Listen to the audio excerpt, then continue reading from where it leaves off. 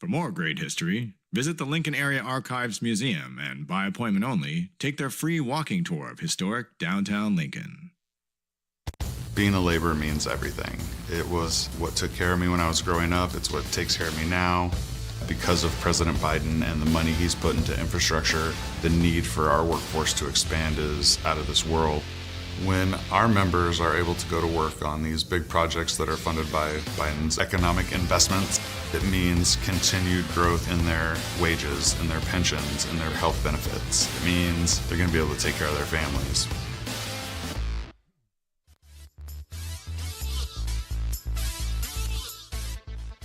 Hello and welcome to a special edition of Potter's Pregame, brought to you by the Friends of McBean, raising money to get us a new scoreboard out here in McBean Stadium, and hopefully we'll put a QR code up there. Please donate. Scan the code and donate. We need a new scoreboard. This one is never right. Mark the Phantom Low here. I'm bringing a guy who usually spends a lot of time here at McBean. Hasn't done so far this year, and he's out here today. I thought we'd bring him up here, Mr. Stones McCoy. Stones, welcome back, man. Thank you very much for having me. It feels good to be up here in the booth. I do miss being at first base. They will ask me again, just to set the record straight up here, that I will be asked again. Okay, to you're do going that. way beyond the purview right now. But I feel really good, and I feel really good being in the presence of greatness. Well, there you go. Riley is here. Yeah, he's speaking of his first base coaching experience, which he did a couple of games ago, and the team was actually beaten in that game. That's the one game they've lost. Yeah. So we're 5-1, and the You've one game referenced was it a the few Stones times. McCoy coaching game. So, but getting him back, I know you've been watching some of the games. You've been here a couple games, but you've been watching the games from home and from wherever. So Potter's got off to a 5-1 start. Pretty impressive looking to me. Absolutely. We talked about it, I believe it was Sunday that I was here last, and we talked about pitching. And I was very interested to see how starting pitching would continue. Mm-hmm. And it looks like it's done exactly what they started with. They've got guys coming in early innings, getting, keeping the other team to, under crooked digits and crooked numbers. And it's been really, really nice to see that. So that's been a real big positive. I've been really happy to see that.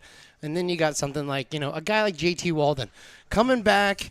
We haven't seen him all year. He shows back up, and what does he do? He goes 2 for 2 with 2 home runs. Yeah, speaking of the pitching, I want to start there. Like last year, we had a couple of guys like a Tyler Stewart and a Peyton Stumbo, guys who came out here and just dominated early on and then took off. This year, we've got Caden Hunter was out here. He threw one great start, and Anthony Martinez has been great, Jackson Halverson. So it looks like, to your point, we've got some young arms coming out here early who kind of set the tone. We do. We've got young arms, and they're eager to come out here.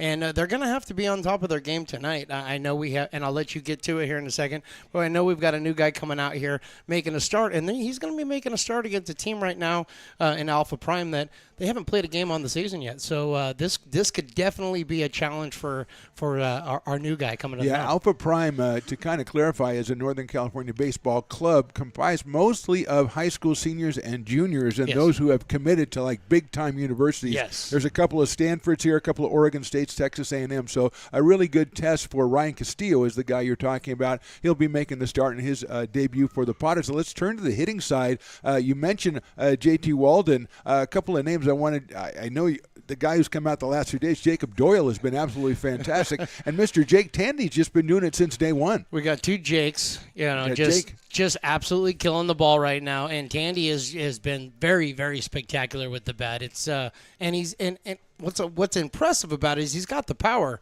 Yes, but he absolutely everything does. he hits, he finds a hole with this ball. He just has a really, really good ability of reading the field and putting that ball in play. So Tandy's been absolutely incredible.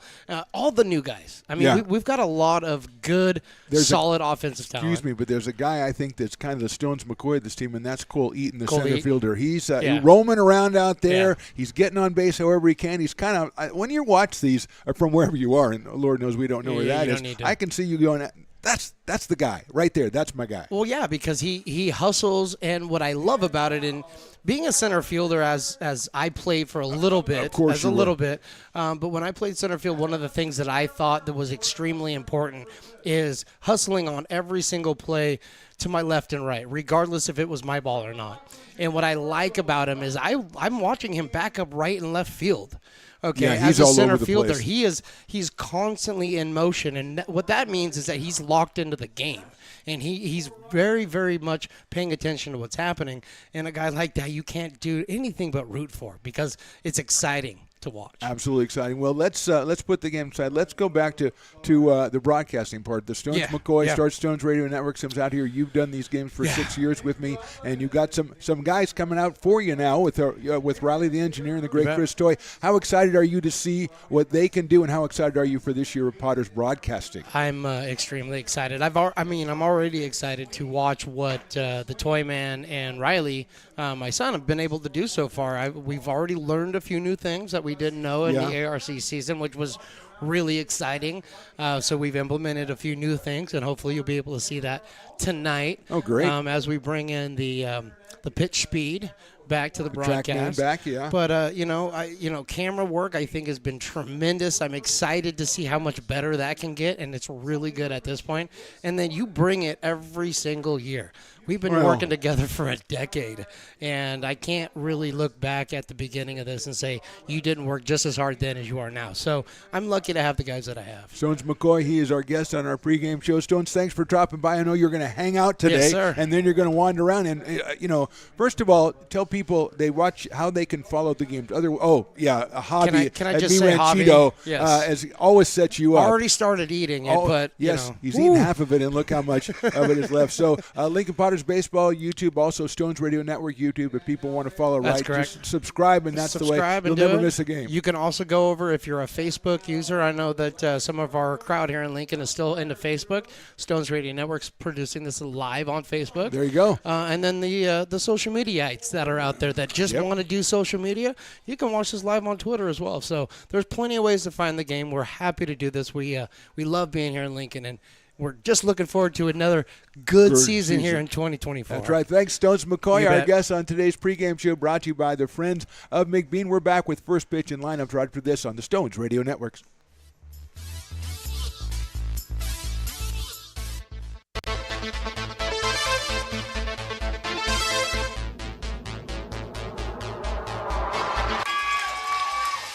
Pass flung on and missed. He got him on strikes at 86, the off-speeder. Bruno strikes out the side. Potters get the win 8-5. Sanchez 1-on-4. She gets it back, trying to get it back to Gallegos. What a spin move. Her shot is blocked. She has it controlled, puts in the goal. Witt trying to set it. She sets it over for Molly Harrison, pokes it over. Short set for Barrios, and her slam goes out of play. He's going to look that way. Now he's going to duck down the middle. He's got a guy wide open at the 18 kid, and that's Robert Freeman. And Robert's trying to make a couple of moves. He comes back to the 15, comes down to the 10. He gets a block to the 5. Funny, but I wanted to ask you about that because I remember you doing that show, and you kind of. Go ahead. That's our new show. Really nice. Yeah, Beneath One Fern is what we call the show. Yeah, Between Alternate. a Flower. Yes. Well, we're working on workshopping the title. Yes. Ooh. Well, you may not see that $10 again, my friend. That woman does not like to fork over the cash. I heard him say he'd pay you next Tuesday. So, That's right. I didn't bring pad and paper, so I don't know what to tell you what's going to happen when I come back. First so of all, I got to take notes. We may end up in one, especially on this episode of the Stones and Toys Show. Oh, snap.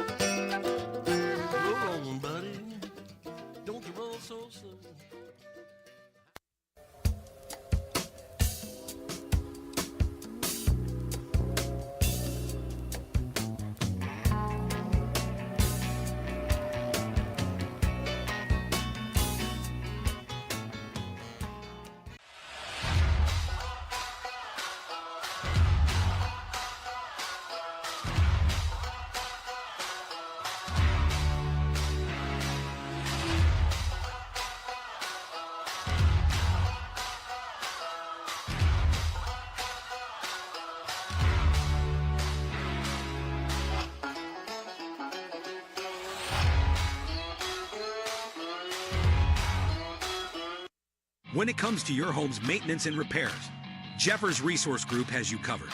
Our handyman services offer a comprehensive range of expertise so you can have peace of mind. Contact us to schedule your service today.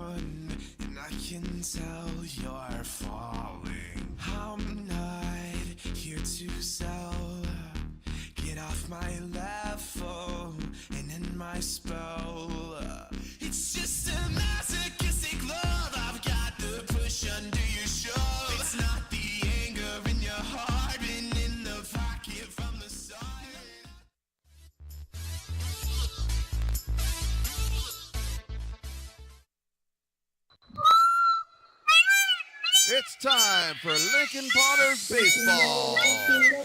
You got to pump it up, but don't you know, pump it up. You've got to pump it up, but don't you know, pump it up. You've got to pump it up, but don't you know, pump it up. You've got to pump it up, but don't you know, pump it up. You've got to pump it up, but don't you know, pump it up. You've got to pump it up, but don't you know? Pump Today's it up. broadcast is You've brought got to you by pump it Stones up, Radio but don't Network. you know? Pump Now it let's up. potter up to You've the got booth. pump it up. Hello and welcome to McBean Stadium in lovely Lincoln, California for another exciting night of Lincoln Potters baseball. The Potters have started the 2024 season 5-1 after last night's 14-3 win over the Menlo Legacy. Will look to continue their hot hitting tonight when they take on Northern California Baseball Club Alpha Prime in the first of a two-game series. I'm your play-by-play voice, Mark the Phantom Lowe, along with Riley the Engineer and the man himself, Stones McCoy. And let's start out by taking a look at the Alpha Prime batting order that will face Potter starter Ryan Castillo, Brock Sell in right field, Dylan Moss in left, Blair in center. Those are the first three. Chase Bentley out of Granite Bay High School actually is doing the pitching, and he is the DH. Troy Olson, who is from Rockland, batting in the 8th spot, and Rashad Hayes out of Bishop O'Dowd hitting in the number 9 spot. So Bentley DHing and pitching for the Alpha Prime Baseball Club. Mostly, as we said in the pregame interview with Stones McCoy, mostly junior and senior or senior graduates from high schools who are going to big-name programs, and there's a couple of Stanfords, Oregon State, Arkansas, Arizona, and Texas A&M in the list of schools that the starting lineup has been committed to. So they are in here to take on the Potters with Ryan Castillo out of the University of New Mexico on the mound for his first start. He is a newcomer. Another newcomer behind the plate, that is Cole Dillon. And J.R. Freethy, who's a newcomer this year. He played a little for the Potters in the past, but he is out at second base. So a couple of newcomers for Lincoln as we take on Alpha Prime. We'll do the same tomorrow. Same squad in town, 105. And, Riley the Engineer, I don't know how you feel about this, but I saw a lot of the Alpha Prime guys going over to Javi at Mi Ranchito and partake of what he was doing there, just like your dad. I don't know. A lot of them may not be as fast as they were before the game because they were really, Javi really had them going over there. They were lined up too deep to sample the wares from Javi. And we also got Fat Cat in the house as well, shaved ice behind us, and no, there's no chocolate on the list of flavors because I checked today because Riley keeps bugging me about that. So I looked and there is no chocolate, and Riley has clarified that he says it should be a flavor. Chocolate should be a flavor. I think they should do it once and let you try it, Riley the Engineer, and then we can, because the whole thing is it's syrup they pour on there and chocolate syrup on the ice. I just don't know if I'm going to go for it.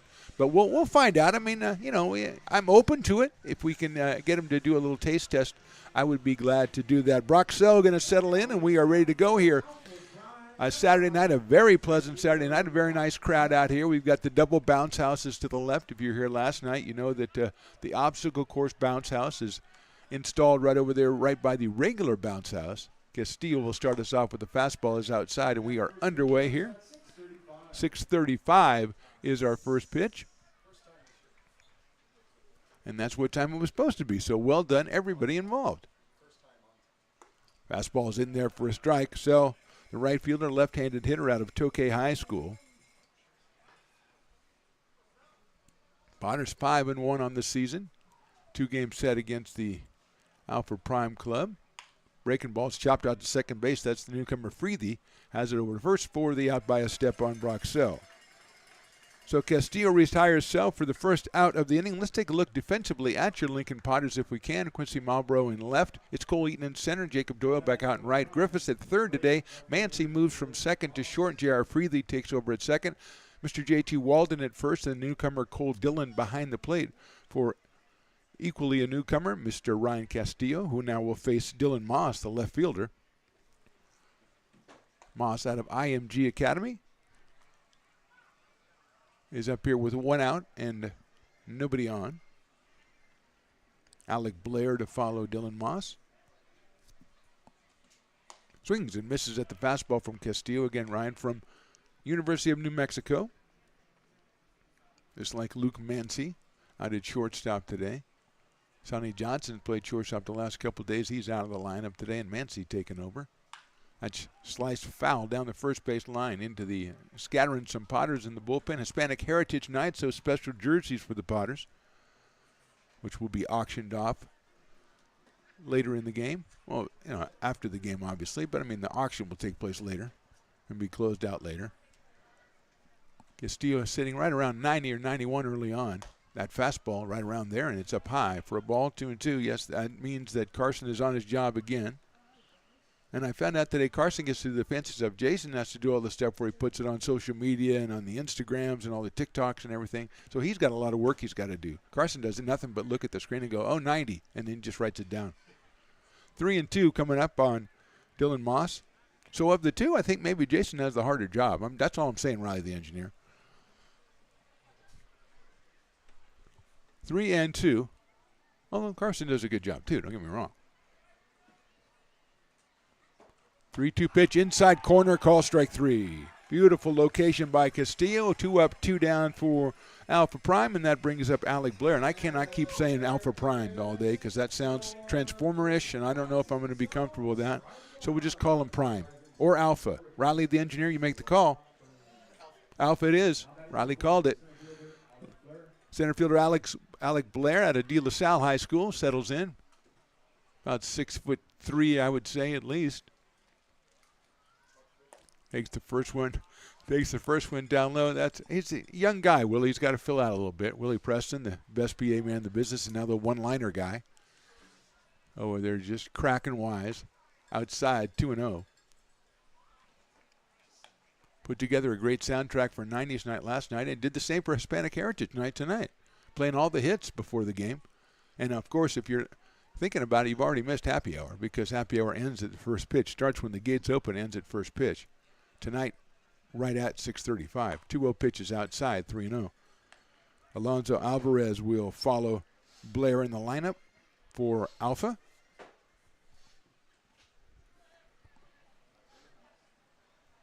Castillo down 3-0, delivers ball 4. So first base run of the game is Alec Blair getting the base on balls, and Alonso Alvarez out of Heritage High School will be the next hitter.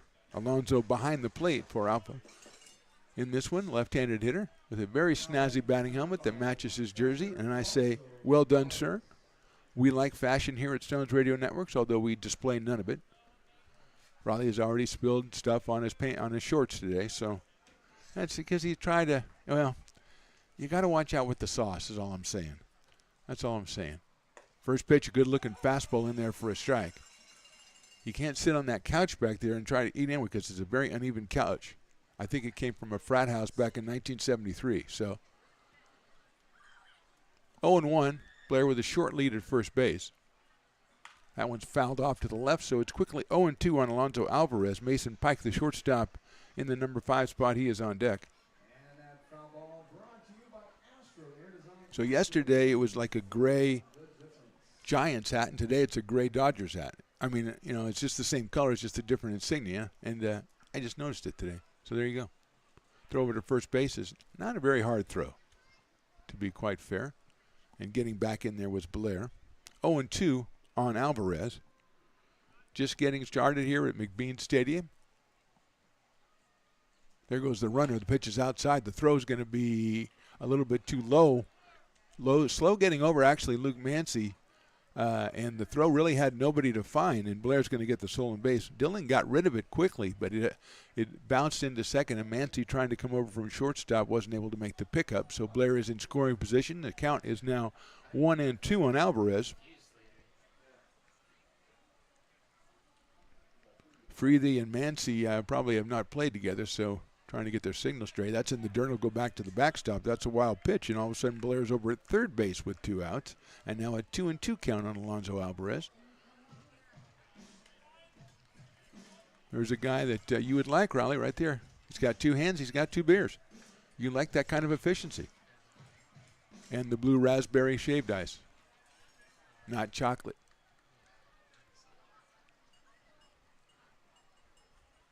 Fastball just misses the outside corner. 3-2 on Alvarez.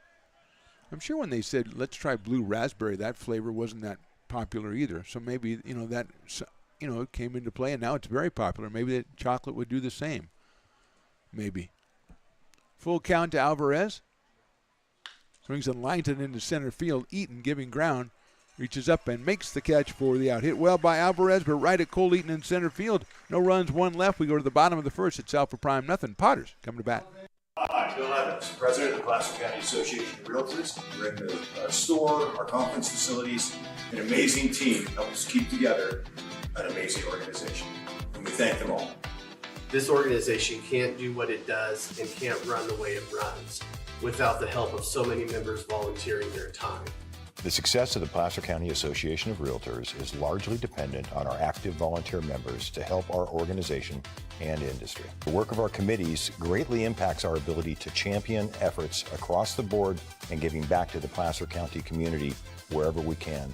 Like all service organizations, I wanted to serve. And getting involved with the affiliate committee was the perfect way to do that. I love being able to serve my community with my business friends and other leaders and give back to those who are in need. The thing I love about the PFAR committees is they all work toward the same goal of bringing the community together to support those in need in our surrounding area. I instantly came to the meeting and had a wonderful time, felt like I was a part of something bigger, and it was just the start of my leadership journey.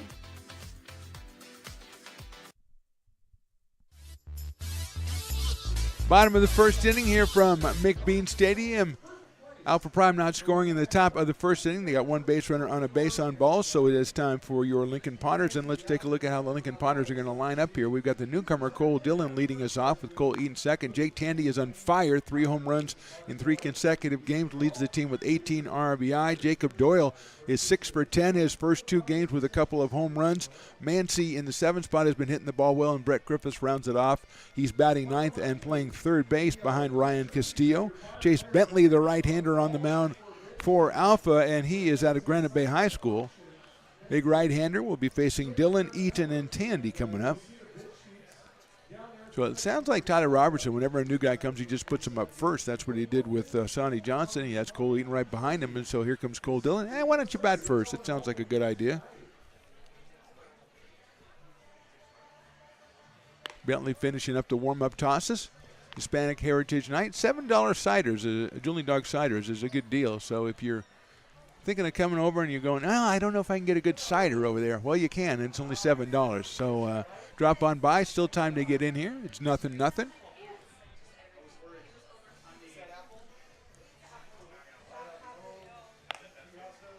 Down to second base, Alonzo Alvarez, who lined out to end the top of the first inning. And here is Cole Dillon.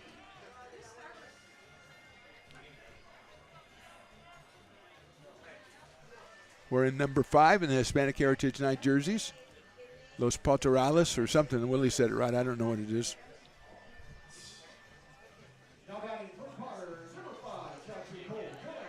Here's Dillon. Leadoff catcher. You don't see a lot of those.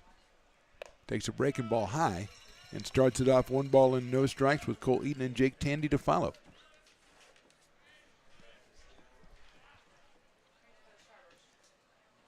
Fastball stays high. 2-0. Been giving a lot of attention to Javi down at Ranchito, but it's nice to see that the Fat Cat dogs are coming out of the a lot of people walking around with the dogs ready to go. Settle down and watch some baseball. A strike 1 for Cole Dillon. Can't go wrong if you want to eat here at McBean Stadium. In fact, I tell people don't eat before you come out. That is a little bit too high, 3-1, because you've got Javi down there. You've got Bill over at Fat Cat. You've got great food down the left field line at the Potters stand. You've got, obviously, beers, anything you want to drink. Ball 4, and Dillon gets the base on balls. Also, you got your shaved ice for after. You got everything on here. You got Leatherby's ice cream and a helmet. You got everything going on here, so there's no reason to eat at all before you come out to a Lincoln Potters game. Here's Cole Eaton, 6 for 14 on the season. 3 runs batted in. He scored 7 runs.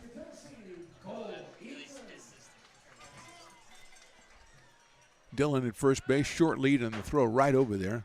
Let's take a look if we can. Oh, we can't, so because we're doing something sneaky. So we're going to take a look defensively after this at the Alpha Prime roster. Breaking balls hit out to shortstop on a hop. What a play out there at short to second and to first. That's Mason Pike out there. A tremendous pickup over to Hayes to Olson at first base, and that's a 6-4-3 double play and well turned by Alpha Prime. 2 outs, and that'll bring up Jake Tandy. Hit pretty hard by Eaton, but I had 1 hop, and it was a do-or-die swipe by Mason Pike at shortstop. He made the play. Let's take a look defensively If we can, there's Pike at shortstop, Corneliuson at third, Hayes at second, Olson at first, Alvarez behind the plate, Moss, Blair, and Sell in the outfield. High fastball to Tandy. Jake is hitting .407. He has 3 home runs and 18 runs batted in. He has homered in 3 straight games. And that fastball's in there for a strike. Bentley just about 90 miles an hour so far. Just getting started, just getting loosened up. Helped by his defense there on a fine double play. 1-1 pitch is a breaking ball that stays high. It's happened a couple of times in the first 3 hitters. 2-1. JT Walden is on deck. Fastball swung on and fouled in the catcher's glove, which counts as a strike, so it's 2 balls and 2 strikes. The throw back to the pitcher goes awry.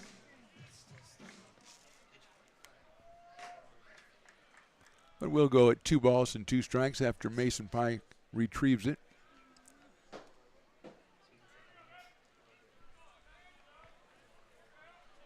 Two and 2 on Tandy. 2 outs here in the first. High fastball, 3-2.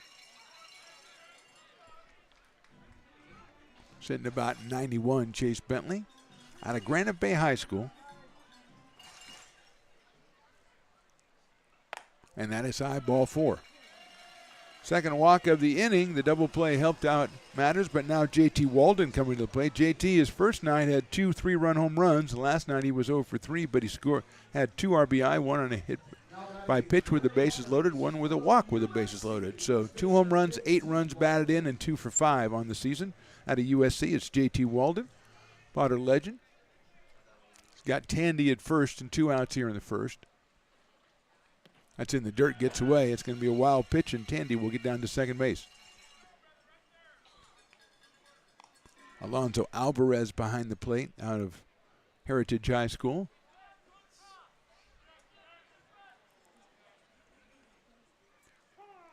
And he's going to ask the umpire for time. He'll go out and talk to Chase Bentley. If we get their signal straight, maybe that was a cross-up on that one.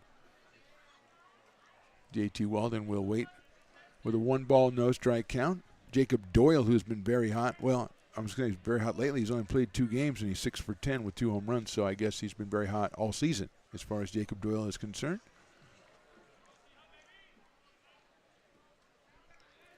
Pike trying to shadow Tandy at second, keep Jake close. 1-0 pitch is outside. 2 balls and no strikes on JT Walden.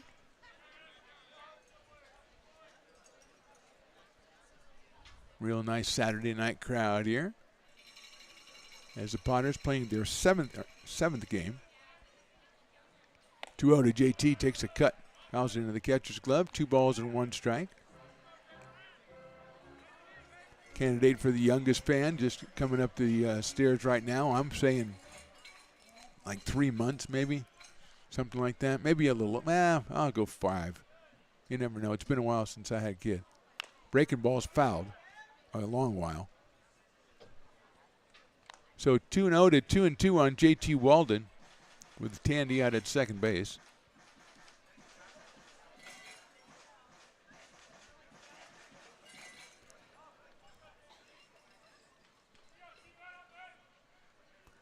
Mike Levine coaching down at third.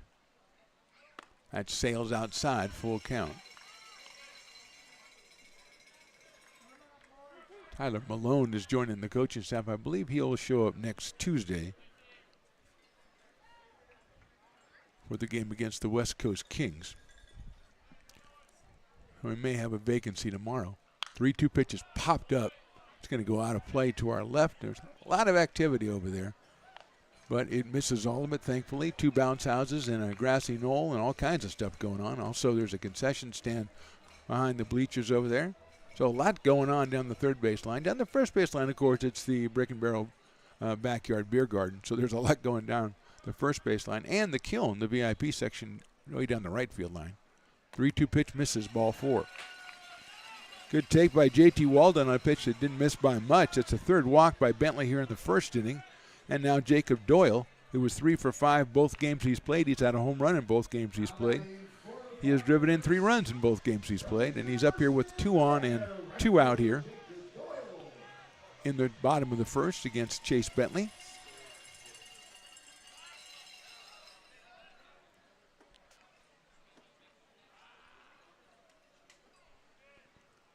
Right-hand hitting Doyle.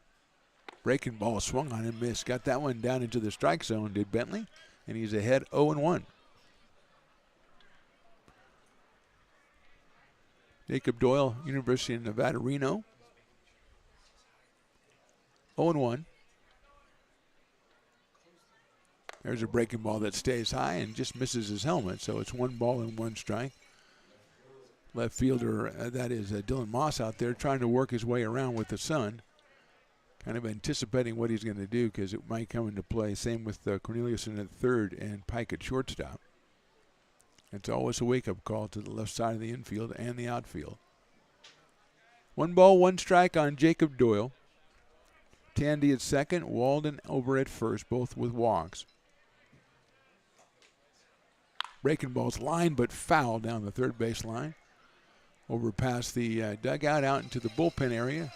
They're going to have to get run down out there.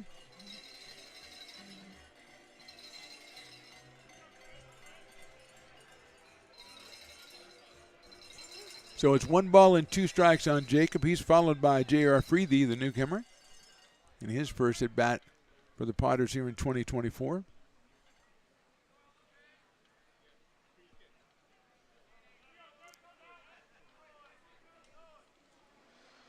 Swung on and missed. He got him on an off-speed pitch. So a couple of walks, but they don't hurt Bentley in the first. We go to the top of the second. No score. I'm Bill Spear, North Valley president of Five Star Bank. In a time when business can feel so uncertain, we're here for you every step of the way. I know they have a lot of bells and whistles within their bank, but just the relationship piece here locally on the business side is huge for us. 5 Star treats us like we're number one. They're right there with suggestions, with help. So I have to bank with people that have our mission in mind. We're Five Star Bank. How can we help you?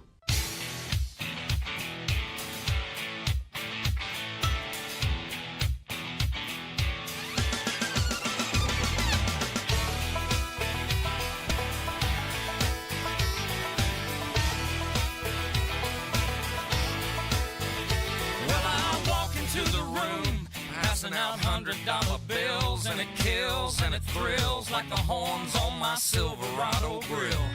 And I buy the bar double round. Top of the second, Hispanic Heritage Night out here at McBean Stadium. Got some fancy footwork going on down the first base line. Riley the engineer getting it all to you. It's been the best part of the game so far, I think, but it's early yet. Things will pick up. Don't worry about it. Mason Pike, Luke Cornelison, and Chase Bentley will be the first 3 hitters for Alpha Prime against Ryan Castillo, who had a strikeout and a walk in his first inning of work. Right-hander out of University of New Mexico. Finishing up his warm-up tosses as the entertainment continues. I don't know if I can get away with wearing that color scheme, though. Okay, there's a story behind this. There's got to be a story. Riley the engineer does not know the story. I do not know the story. Stones will probably guess at the story, but I'm not going to ask him because that is trouble. So I will not do that.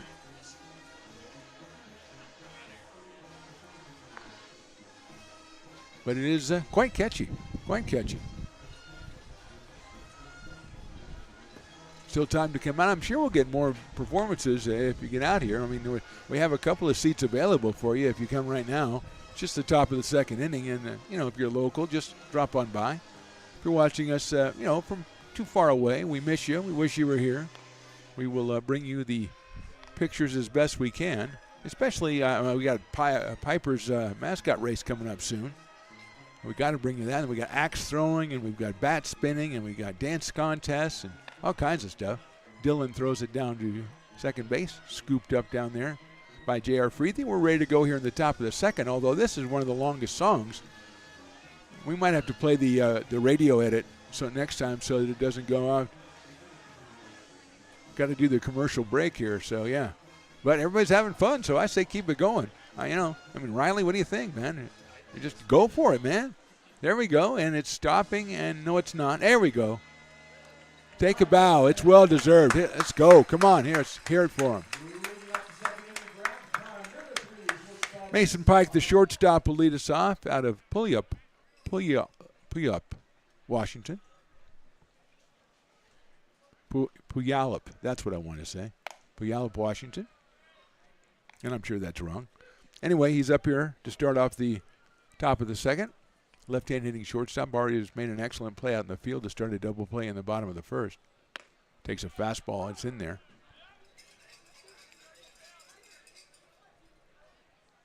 One ball, one strike.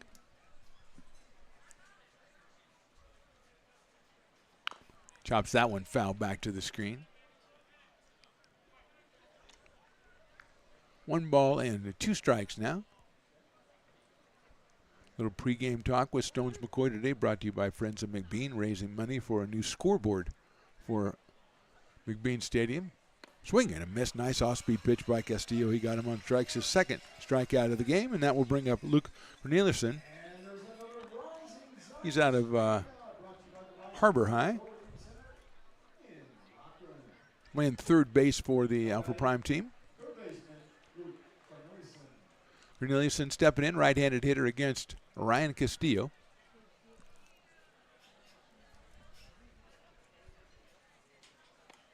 That one just misses outside from Ryan. Fastball about 90. Off-speed stuff in the mid-70s right now, Ryan Castillo. His first start for the Potters. That one misses inside, I imagine. 2 balls and no strikes.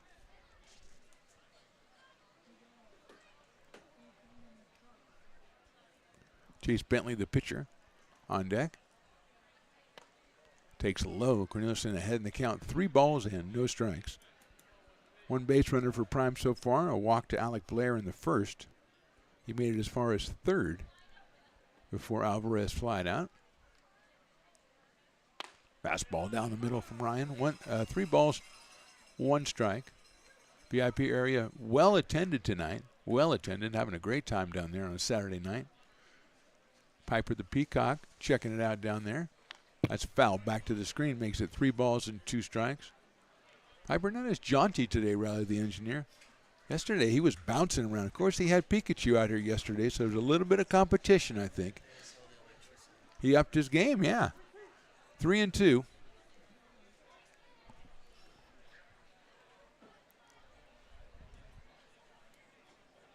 That's down in the dirt. Corneliuson gets the base on balls. Second one by Castillo, and that'll bring up Chase Bentley, the pitcher. Out of Granite Bay High School. He's got some fans out here. I'm sure they're rooting for the Potters, and they just hope Chase does well. I'm sure that's the way it's handled. Right-handed hitting pitcher. Up here with 1 on and 1 out in the top of the second. Just getting underway here at McBean Stadium. Beautiful night for baseball. A little bit of a breeze, but not big. Good lead at first. Swing and a miss by Bentley. 0-1. Corneliuson with a pretty decent lead that time.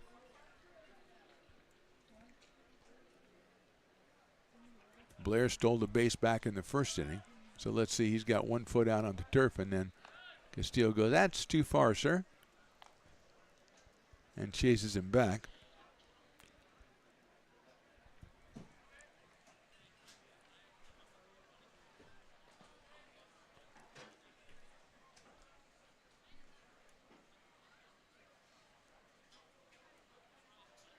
Inside with the fastball. 1-1.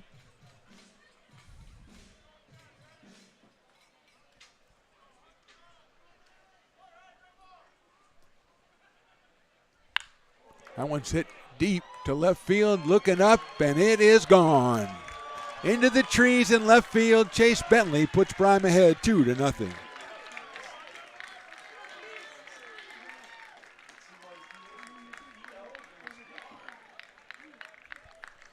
Up into the trees in left field, and the Prime, Bentley helps himself out a little bit and gives himself 2 runs to work with. It's 2-0 Prime. Scoring ahead of him was Corneliuson with the base on balls. First hit of the game is a loud one, and with 1 out, it's Troy Yultsen. Uh-oh, the dog batter. Troy Yultsen out of Rockland. Takes a fastball outside. Left-handed hitter. Troy's at first base today. That's line foul down over the grassy knoll area. Watch out, kid. It's right past the kid. 370 feet on that home run by Bentley into the trees in left field. It was out of here by a comfortable margin. I think we can say that. 100 miles an hour off the bat, according to the mighty Carson. That's a fastball right down the middle, 1-2. Arnoldson, he is the Dueling Dogs batter, so if he strikes out, Dueling Dogs products a half off for the rest of the inning. And after that 2-run home run, Potter fans need something to kind of soothe the wounds. That's into the dirt, so it's 2-2. Rashad Hayes, the number 9 hitter, the second baseman on deck, out of Bishop O'Dowd High School.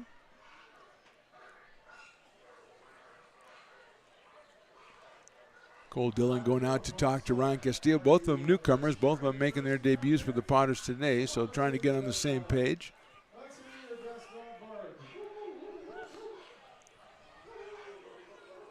The Dogs are really going. Willie's got the soundtrack, the Dog soundtrack. He wants to get the half off to erase the memory of the home run. He's acting as a therapist for these fans, except for the couple who were here for Bentley. I got to say, they're probably pretty happy right now, and justifiably so. 2-2 pitch is just too high, 3-2. Full count to Yultsin. Cowbell is trying to rattle him just a little bit more. Swings and misses. He got him on strikes. 2 strikeouts in the inning, and that one will get half off Dueling Dogs for the rest of the inning, so people get up and get over there to the Brick and Barrel backyard beer garden. There goes one gentleman right now. Well done, sir. Piper going over there to greet the people who go down there. Piper knows what's going on. Here's Rashad Hayes. Second baseman batting in the number 9 spot. Hits that one back to the screen. I don't know, Riley the engineer. A lot of foul balls coming back to the screen next to the Stones Radio Network's cameras. Very iffy. Very iffy. I know we're unlimited budget. We have hundreds of cameras, but still, everyone is special. Breaking ball's fouled back to the screen. That one not close to the camera. Thank you, Rashad Hayes. Brock Sell is the leadoff man. He's on deck in case Hayes gets on base.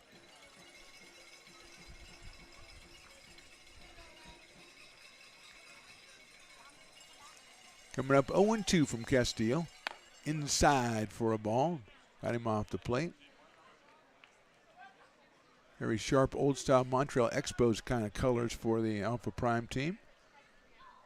Very sharp. 1-2, check swing, and it's down low, 2-2. Cole Dillon looking around for it. It went all the way down the third baseline, picked up by Brock Sell.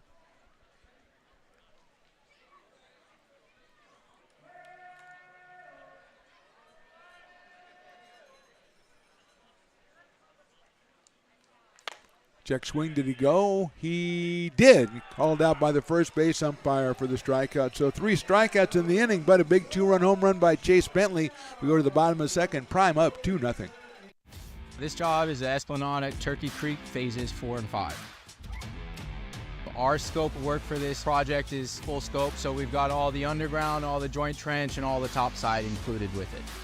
We're putting in sewer pipe, manholes. We're not doing services yet. We go through and do all the main line, and then we come back and do all the services after that. I would say this project right here, the one we're working on, is probably about a 2-month project. It's very costly to the developer, so beating the schedule is very important, more important than most projects. It's got a lot of groundwater, so we've got an extensive groundwater pump system in place. It's just cool to be a part of the built environment and know that for the next 100 years that people are going to use and enjoy what we've created here today.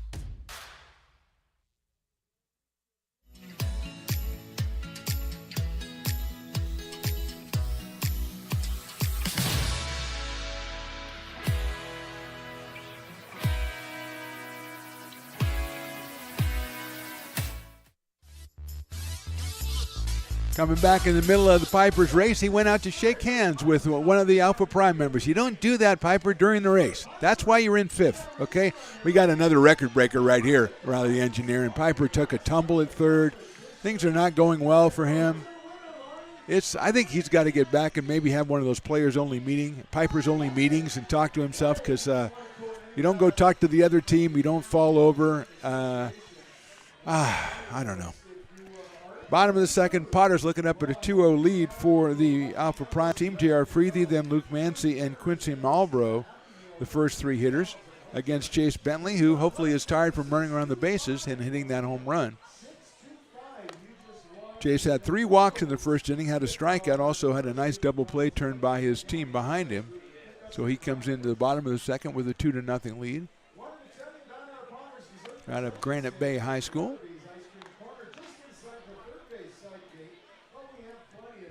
Freethy making his first appearance out of University of Nevada, Reno, just like Jacob Doyle. Played for the Potters last year a little bit. JR out at second base today for Lincoln. Tyler Robertson, the skipper for the Potters. Mike Levine over at third base. First base right now is unoccupied as far as coaching is concerned. Tyler just does it himself from the bench. Just sits there, he's got a booming voice. He just tells everybody what to do. And it works out pretty well so far, as the Potters again are 5-1, but facing a 2-0 deficit here in the bottom of the second in this one. And here is J.R. Freethy. We're in number 16 in those sweet Potters Hispanic Heritage Night uniforms, the jerseys which will be auctioned for after the game. I might talk myself into one of them. Just have to figure out which one I want to get. Bentley's pitch is high and outside, 1-0. Again, Chase probably with about 20 to 25 pitches in that first inning. That one is high again, so it's 2-0. Luke Mancy to follow. Then Quincy Marlboro.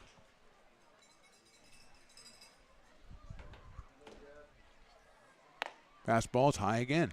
3-0, and that's where he's been missing so far. And JR with the 3-ball, no strike count. Right down the middle for a strike.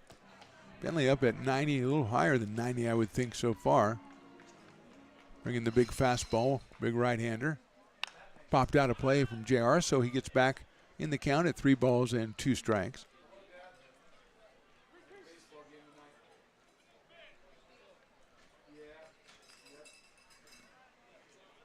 That's fouled off again by J.R. Freethy right behind us.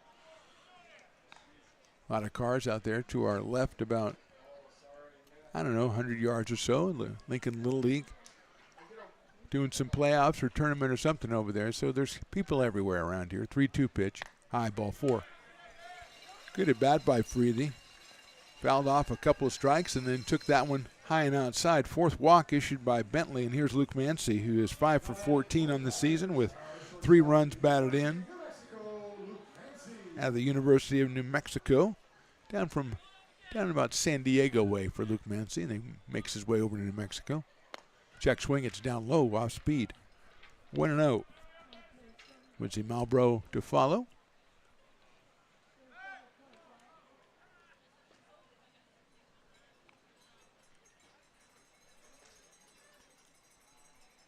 Chases Freethy back with a throw. Now we're ready to go again to Mancy. Luke takes high. 2-0. That's the spot right there. At least through the first inning. Plus for Chase Bentley.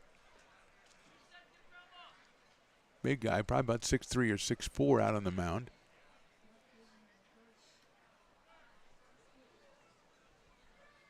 That one's chopped down to first base. That's a fair ball. The step on the bag, throw to second, safe at second. So it's a fielder's choice. Freethy goes to second. Mancy is retired on a ground ball over to Olson at first base. Made the tag, made a good throw to second, just a little bit too late to get Freethy, and here's Quincy Marlboro.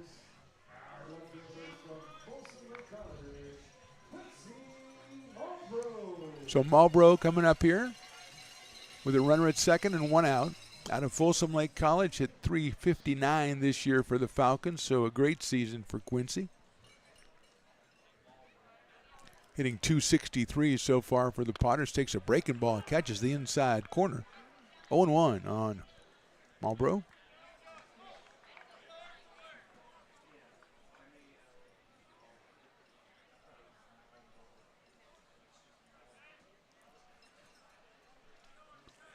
Freethy at second, 0-1 pitch. tries for the same spot, misses it a little bit, so it's 1 ball and 1 strike on Quincy. Brett Griffiths batting in the 9 spot. The American River product is on deck as the Potters try to scratch and make a dent on this 2-0 lead for Alpha Prime. That's chopped to the left of second. Hayes is all over it and throws to first for the out. Moving to third is Freethy. So Marlboro grounds to second, 2 outs, and here's Brett Griffiths, who's hitting .250 for the Potters this summer. Been here since day one, the product of Jesuit High School and American River College. Had a great year at American River. Now he's out here for the Potters. Playing at third base, played some second base earlier in the season. He's up here against Bentley. That is inside with a breaking ball, but not by much. 1 ball and no strikes. One of those you can't give up on. It almost came back over the inside corner. But it's 1 ball and no strikes. Brett chops that one out toward Hayes at second base. Takes care of it to first, and it's another good inning for Bentley. A walk, but nothing else. Potters don't score. We go to the top of the third, and they trail 2-0.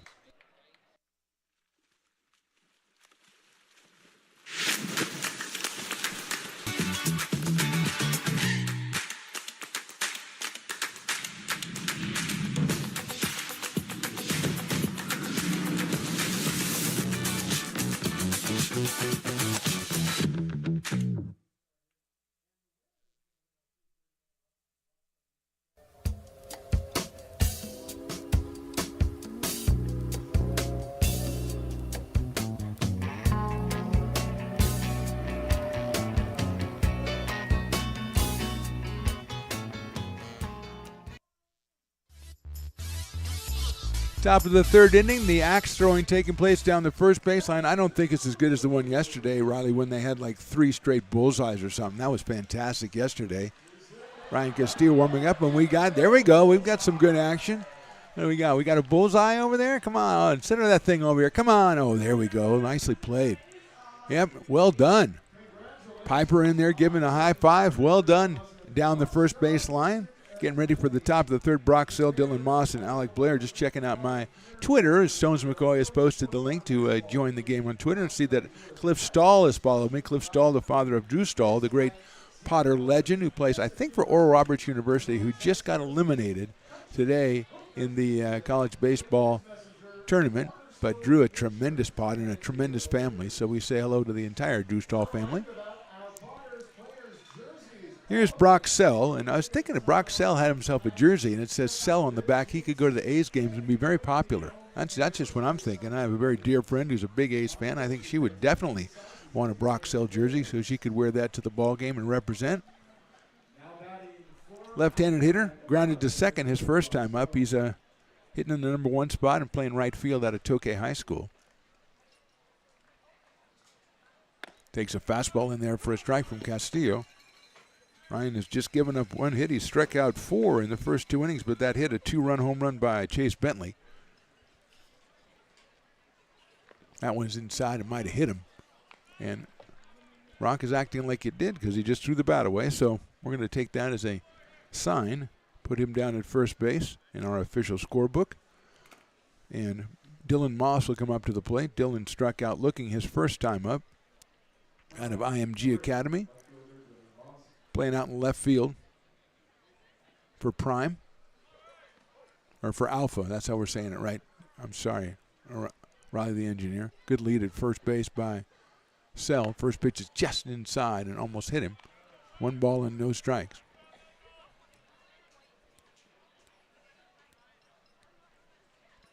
Throw over to first base trying to keep Sell close, and he went to head first back, and I don't think he needed to. I'm just going to say that outright. But again, he's wearing the Sell jersey, and he is getting a very good lead, and he's going to go back head first again. J.T. Walden over at first base has not even applied a tag yet, so that's how seriously he considered it. But Sell, now a little shorter lead. Now he's inching out a little bit. Does not go as that pitch again inside and almost hit Dylan Moss. So Moss ahead in the count, 2 balls and no strikes. As we start the top of the third inning here from McBean Stadium. Lovely McBean Stadium on a great night for baseball. I feel like Sell might go, but he doesn't, and it's inside again. So inside not working for Ryan Castillo. He's tried it 3 times in a row, and Dylan Moss gets out of the way every time. So it's 3 balls and no strikes on the right-hand hitting left fielder. And the cowbells come out, which is always a welcome sound. Kind of like the peacock in our open, which is just embarrassing. 3-0 pitch, caught the inside corner. He was going after it every time. He finally got it, so now he knows where it is. 3 balls and 1 strike.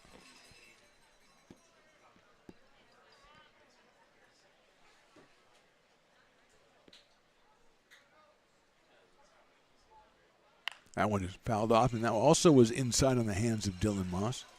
Down in the second row behind home plate is Mama Kay. I know it because she has a jersey that says Mama Kay.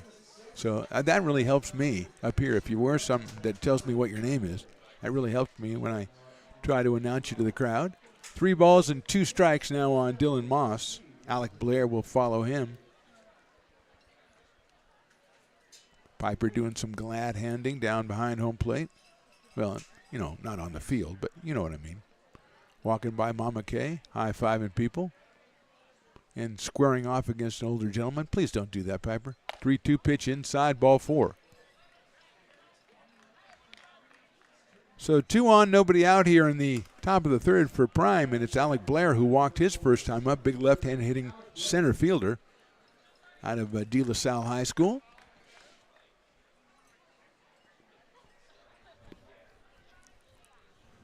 Broxell hit by a pitch. Dylan Moss working a walk on a 3-2 pitch, and every pitch was inside, even the ones he swung at. So a very stressful at bat, I think, for Dylan Moss, who leads at first base. Blair takes down low for a ball, 1-0. Alonzo Alvarez to follow Alec Blair.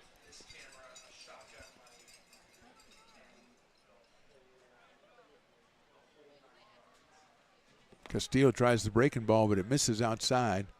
2-0. 2 teams meet again tomorrow, 1:05 right here at McBean. Military Appreciation Day, as is every Sunday. Castillo pivots to throw to second, but nobody covering. Mancy at short, Freethy at second, and JR has moved way over to the right side with the left-hand hitting Blair at the plate. So it's on Luke Mancy to try to keep the runner close. And he tries to go again, and it's a fake throw from Castillo. That time Mancy was behind the runner, but not really a lot of daylight there.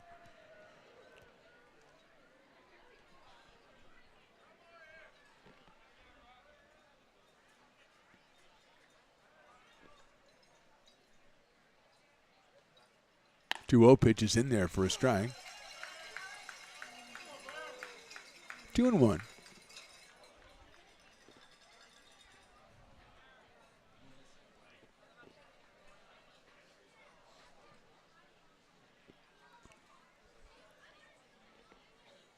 Chuck swinging, it's in there for a call strike, 2-2.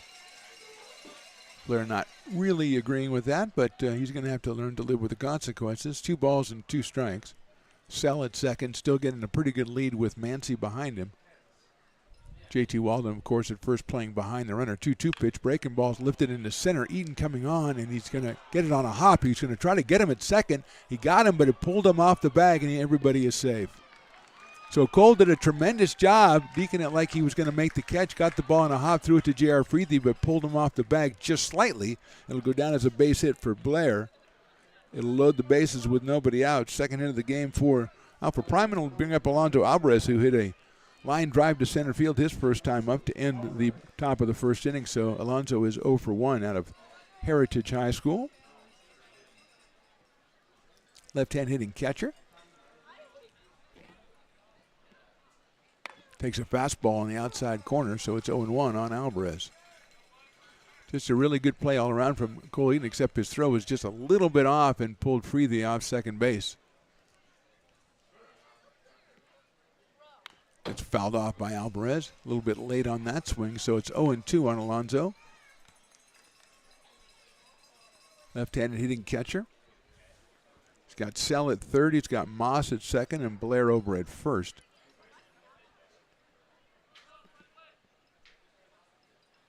Alvarez takes a fastball outside. Next Tuesday, it's the West Coast Kings into town, the 6:35 start. 2 for Tuesdays, of course, thanks to Loomis Basin. That's in the dirt for a ball. 2-2. Wednesday an off day. Then Thursday and Friday, the Menlo Legacy return.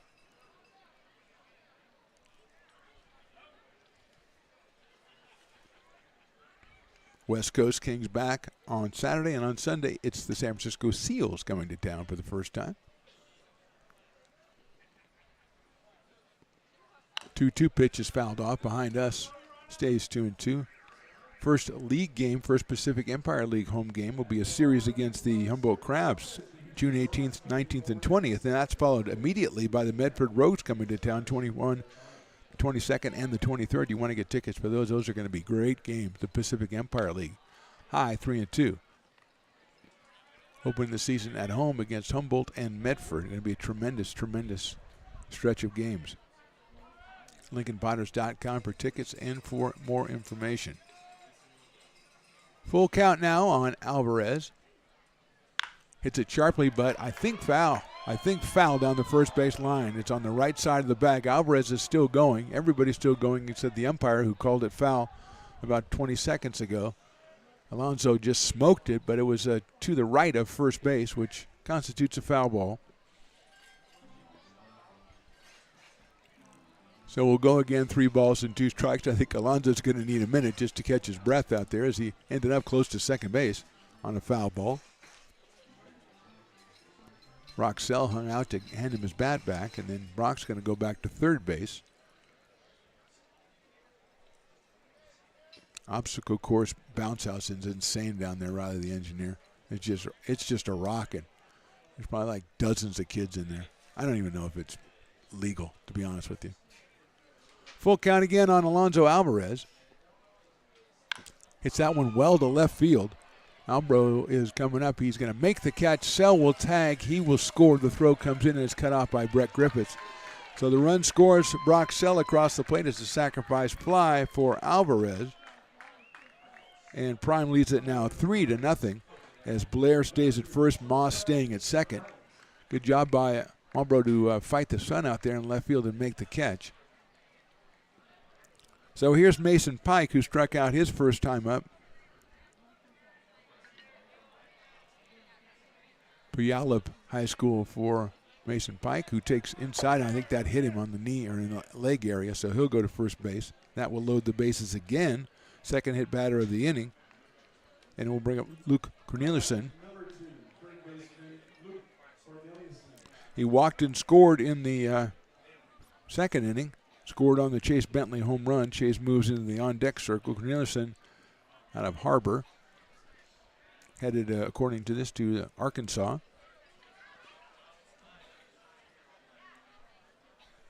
Right-handed hitter. Playing at third base and takes a high fastball for a ball, 1-0.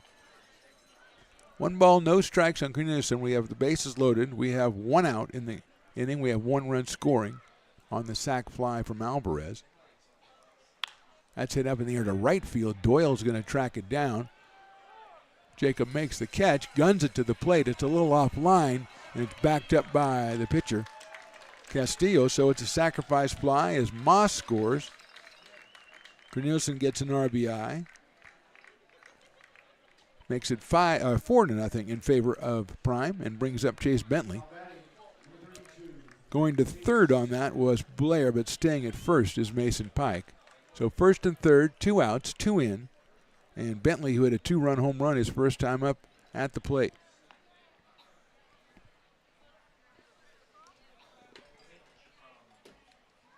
Takes that one in there for a strike, 0-1. Chase out of Granite Bay High School. Slated for Texas A&M. Out of College Station. 0-1.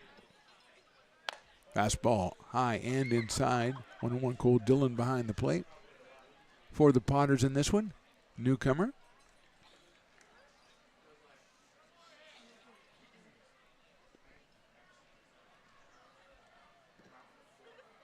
One pitch is swung on and missed by Bentley.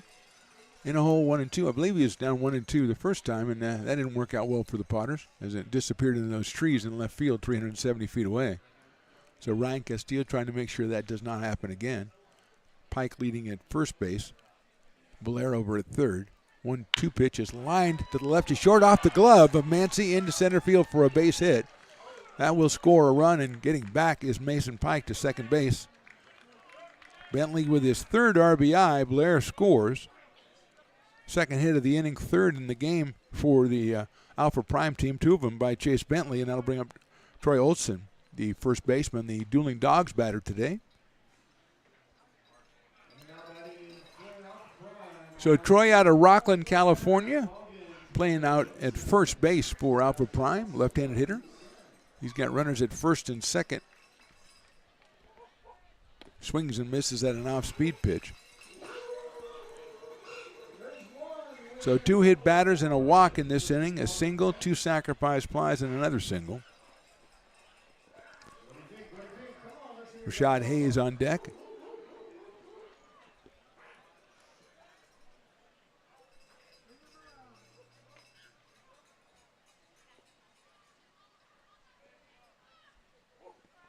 Swinging a foul. So quickly 0-2 on Olson. And the Dogs begin to start chirping.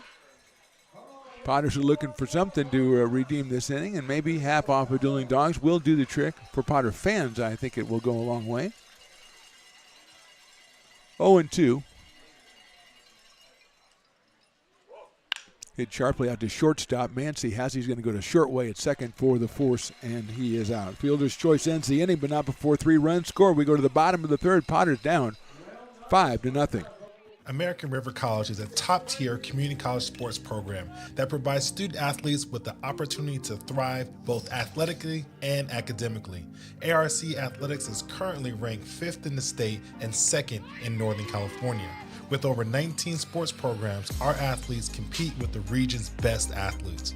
Our diverse and dedicated coaching staff helps athletes develop the skills necessary to compete at the next level. Start your community college athletics journey with us. American River College, Sacramento's best athletic program. Go Beavers.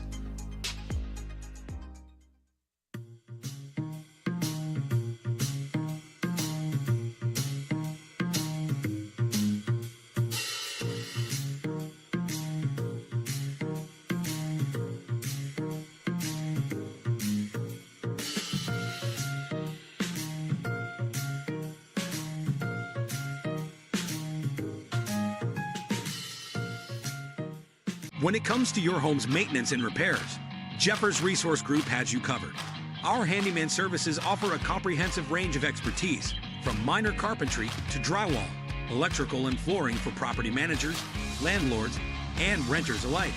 We ensure that every job is completed to the highest standards, so you can have peace of mind. Contact us today to discover how Jeffers Resource Group can help keep your home in top shape.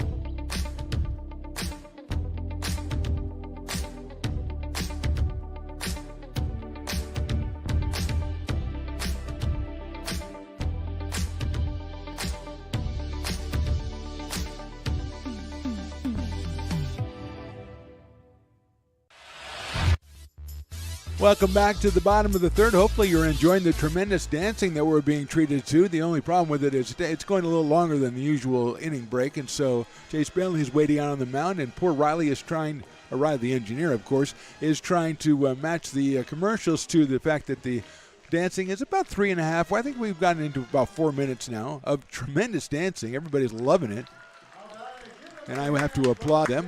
Bravo, bravo. So now it's time for some more baseball. Potters, though, big hole, 5-0 as we go to the bottom of the third. And it is Cole Dillon that'll start us off, the newcomer, making his first appearance. Had a base on balls in the first inning. Made it as far as, well, he didn't make it at all because they had a double play on the next batter. That's lined, nice play at third base by Corneliuson. Reached out and got that one, and it's not easy with that sun over there, but he made an excellent play, and Dillon's bid for a base hit is denied, and here's Cole Eaton. The product from Elkhorn, Nebraska, and University of Tennessee hit into that double play, and a great play by Mason Pike at shortstop as he short-hopped a line drive and turned it into 2. Eaton takes on the inside corner for a strike, so Cole now 6 for 15, 400 so far as a Potter.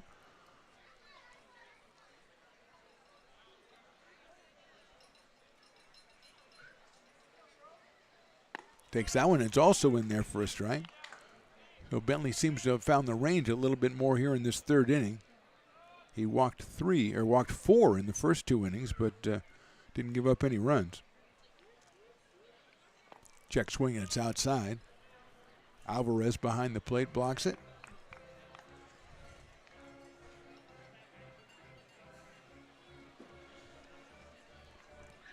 Jake Tandy to follow as the Potters try to break into this lead.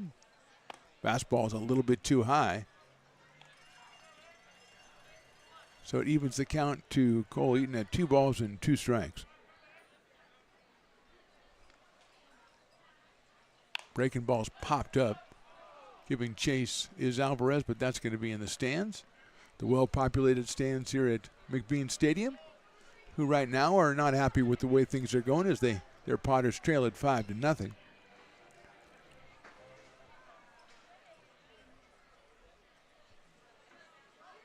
Breaking ball's hit high up in the air, short center field. Blair, now he comes in a lot at the end and makes a running catch for the out. Didn't think it was going to get out to where he was standing. He came in about 20 feet there in the last couple of seconds, made the catch. 2 outs quickly here in the third inning for the Potters, and Jake Tandy will be the hitter. Jake hitting .407 with 3 home runs and 18 runs batted in the first 6 games of the season. He walked back in the first inning. Right-hander against right-hander Chase Bentley. Activity now in Alpha Prime's bullpen. Bentley delivers outside for a ball. Potters had some activity earlier on in their bullpen. Castillo's thrown a lot of pitches through the first 3 innings. Tandy swings and misses at a breaking ball. 1 ball and 1 strike to Jake out of West Sacramento, California, University of the Pacific.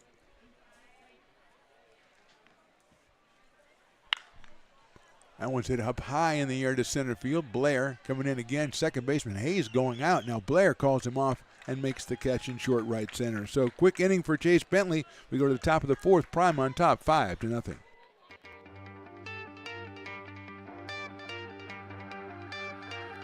Gooseport Public House.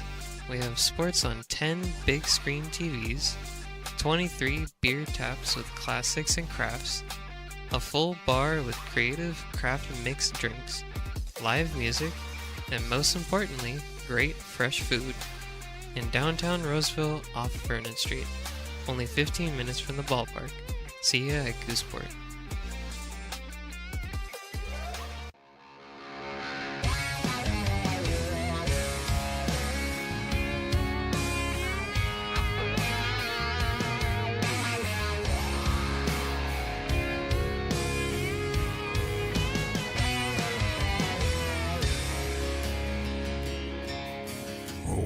Knocked on my front door with my teenage boy and a couple more from up the road.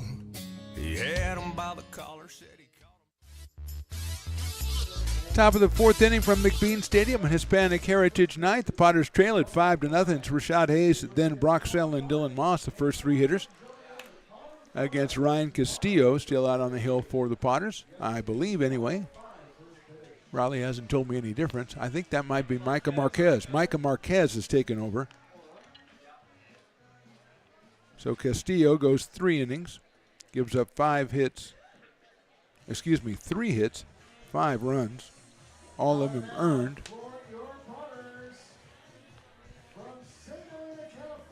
5 walks and 4 strikeouts for Ryan.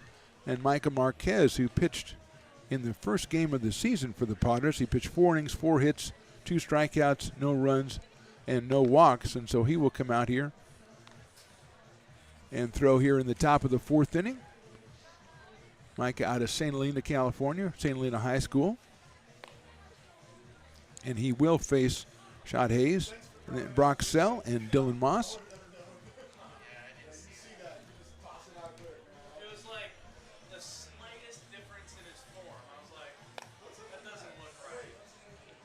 Throw down to second base by Cole Dillon. We're ready to go here in the top of the fourth inning. Hayes struck out back in the second inning, so the Bishop O'Dowd product is 0 for 1 in this one, playing at second base.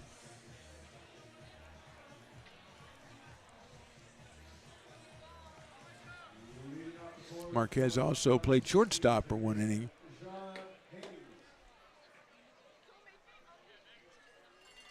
A couple of games ago. His first pitch is in there for a strike. 0-1 on Hayes. 2 in the second, 3 in the third for Prime. Give them their 5-run advantage. That's down in the dirt. 1-1. Griffiths at third, Manzi at short, Freethy at second, and Walden over at first for the Potters. Albro, Eaton, and Doyle in the outfield. Swinging a foul ball back to the screen. So it's 1-2 on Hayes. Getting going here in the top of the fourth from McBean Stadium. Lovely Lincoln, California. Very lovely tonight. Score's not lovely, but the night is lovely. Outside for a ball. 2-2. $7 ciders is lovely if you're into that kind of thing. Jersey auction later on tonight will be exciting. Spanish Heritage Night, I think we'll get more performances. Certainly more performances.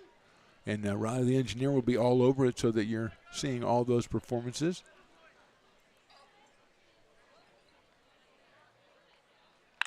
Hit up in the air to short center field. Eaton's coming out. Going back is the second baseman Freethy, and JR makes a real nice catch going away from home plate.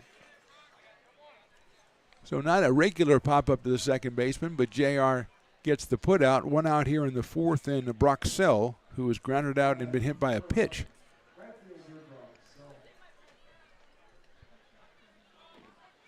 Left-handed hitter out of Tokay High School.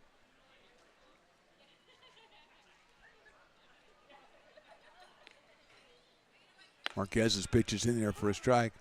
Micah sitting about 85 miles an hour early on in his outing today.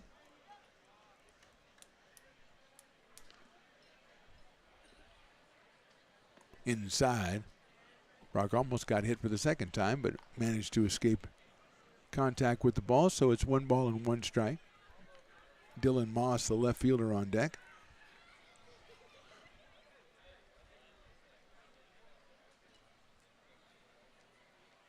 Hit out, script out, cut off by the third baseman Griffiths over to first, and he got him by a step. That's a fine play by Brett Griffiths at third base, because there's no way they're getting Sell if that ball goes all the way to the shortstop.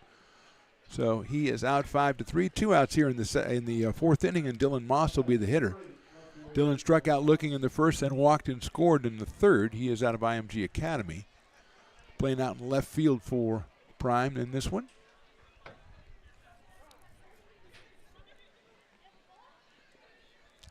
Do have activity in the Alpha Prime bullpen again. Chase Bentley, that last inning, he didn't throw very many pitches, so they might have reconsidered on that one.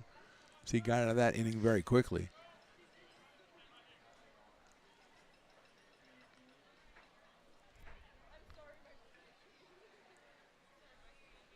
Just misses outside from Micah Marquez. 1-0 on Moss. Alec Blair to follow. If Dillon can get something started here in the fourth for Prime, who lead this one already 5-0. Inside for a ball. 2-0.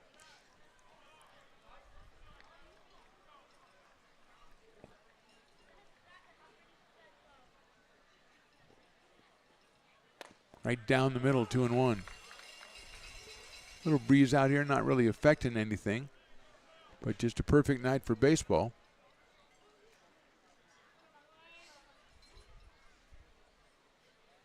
That one misses, 3-1.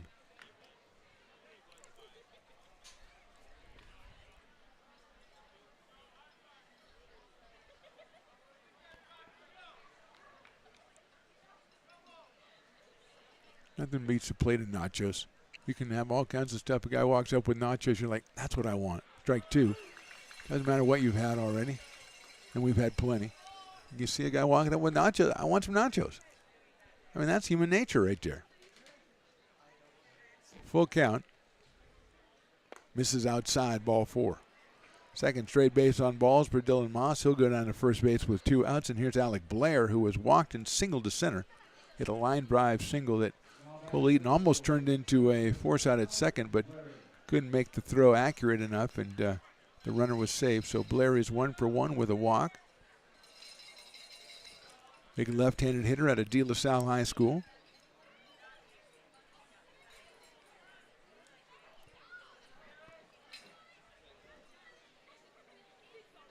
Short lead at first base by Moss. Blair takes inside, is blocked by Dillon, but it couldn't find it, and quickly Moss, with a good secondary lead, gets down to second base on the wild pitch. So he is in scoring position for Alec Blair. 1 ball and no strikes on the big left-handed hitting center fielder.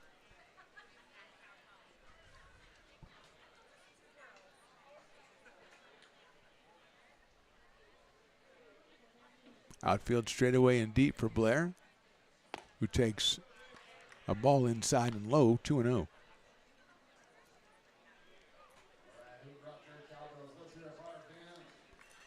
Got to get some cowbells working, according to Willie Preston, and that's what we get. 2-0 pitch coming from Micah Marquez. That's in there for a strike. The cowbells work, at least for that pitch. 2-1.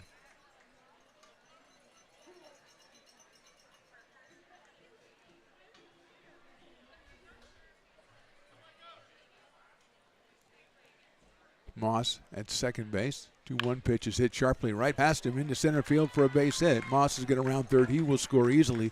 The throw, it comes all the way through, but Moss scores standing up. It's an RBI for Blair, his second hit of the game, and Prime leading it now 6-0. Right back up the middle, perfectly placed. Eaton came in and gave the throw to home, but again, Moss was easily across the plate. Oh, here's Alonzo Alvarez, who's hit the ball well twice, actually 3 times, because last time he had a foul ball that was very hard hit. Ended up with a sacrifice fly, and in the first inning he lined out to center field. So 0 for 1 with an RBI for Alonzo. He steps in against Micah Marquez with Blair at first base. And 2 outs here in the fourth. He lines that one into right field. That is caught at second base by Freethy. Kind of did a little topspin on that one, and JR went back and made the catch. So a run, a hit. We left 1. We go to the bottom of the fourth. Potters trail 6-0.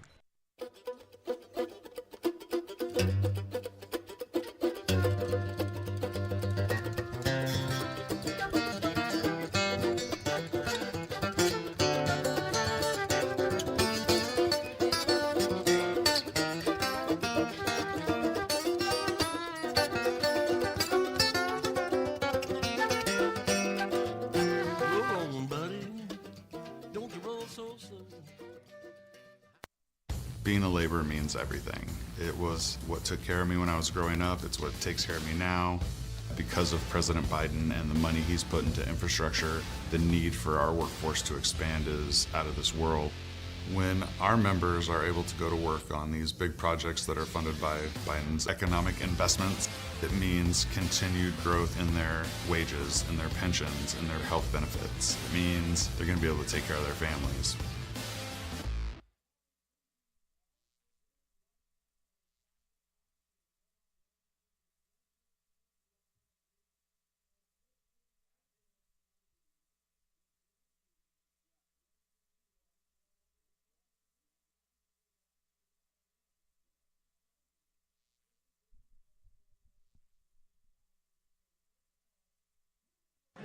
Welcome back to McBean Stadium. A new pitcher for Alpha Prime is Gavin Akizian.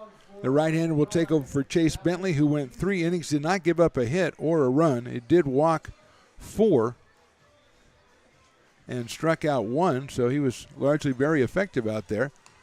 And Akizian will take over for him. He'll face J.T. Walden, Jacob Doyle, and J.R. Freethy as the Alpha Prime team up top 6-0 in this one.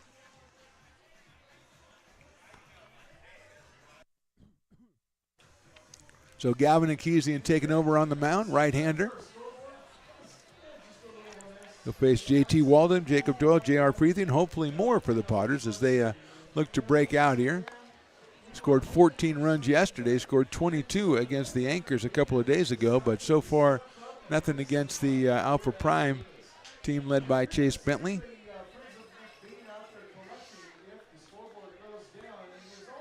So JR walked in the first inning, so he is not had an official at bat. He is 2 for 5 on the season, 2 home runs. He's driven in 8, and he's looking to get something going for the Potters here as they enter the bottom of the 4th inning.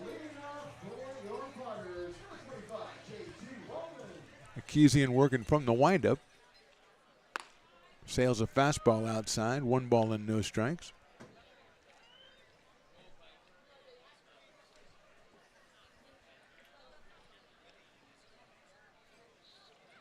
Inside, 2-0. And JT saying, no, it didn't hit me. It didn't hit me. I'm good. 2-0.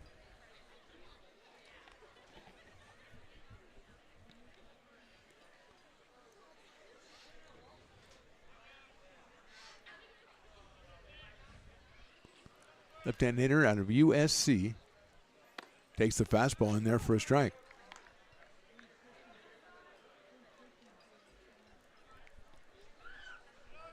Two and 1 on JT Walden. Lines one down the right field line. It's curving, but it is a fair ball. Walden going to round first, head for second, picked up by Sell in right field.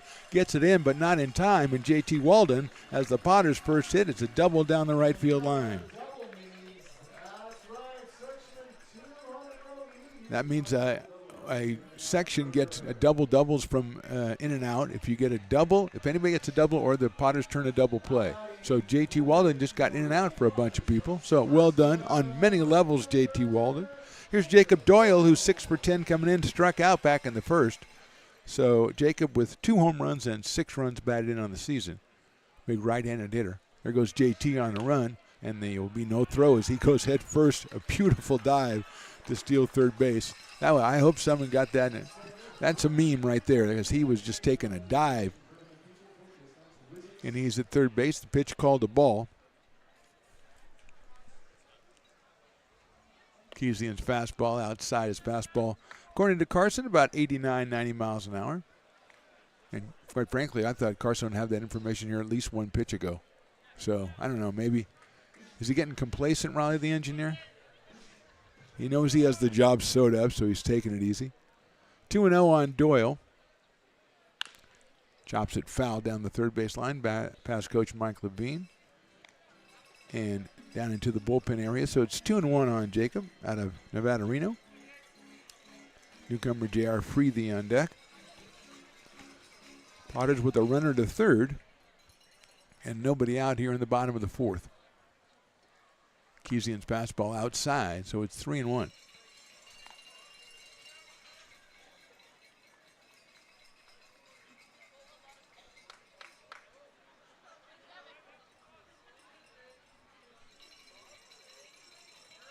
Doyle lines it into left field for a base hit. That's an RBI for Jacob, his 7th of the season. Potters score their first run of the game and now trail at 6-1, but they've got Doyle down on first base and J.R. Freethy coming to play. J.R. walked his first time up. So Doyle now 7 for 12 with 7 runs batted in. That was just a solid single to left field.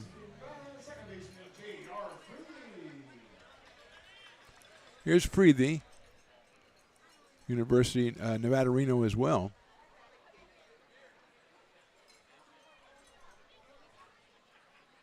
JR takes high for a ball.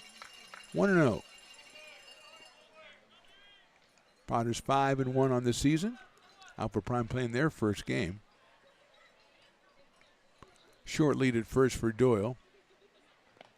Nice block behind the plate by Alvarez as Akizian delivers an off-speed pitch in the dirt.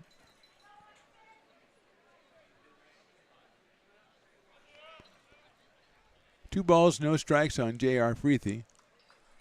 Cornelison in a little bit at third base against the left-hand hitter. That is a good-looking pitch in there for a strike, 2-1.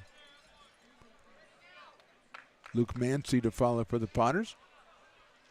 They got a double from Walden and a stolen base and a single from Doyle to finally crack into the scoring column. Nice-looking pitch on the inside again, 2-2. 2 balls, 2 strikes to J.R. Freethy.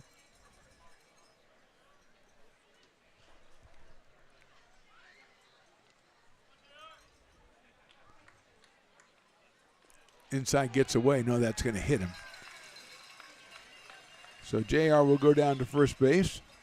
Going to second is Jacob Doyle, and with 2 on and nobody out, Luke Mancy. The hitter, again, Riley the engineer. You like seeing a guy with 2 hands? He's got 2 beers. You don't want to see somebody coming back from anywhere with just 1 of something. You want to, okay. Doesn't matter who it is. If they have 2 hands, they have to have 2 items in them. If it's 2 tacos, 1 taco, 1 beer, whatever. 1 bourbon, 1 scotch, 1 beer, it doesn't matter. Here's Mancy. That's hit sharply to the right of first in the right field for a base hit. Coming around third is Doyle. They're going to hold him down by 5 as the ball's bobbled out and right by Sell to get it in. But Doyle goes to third. It's a solid hit from Mancy. He's 1 for 2 today. Bases are loaded now. Nobody out, and Quincy Marlborough is the hitter. Quincy grounded out to second base his first time up. Could have maybe sent Jacob Doyle in, but with nobody out and you're down 6-1, I think Mike Levine doing the prudent thing here.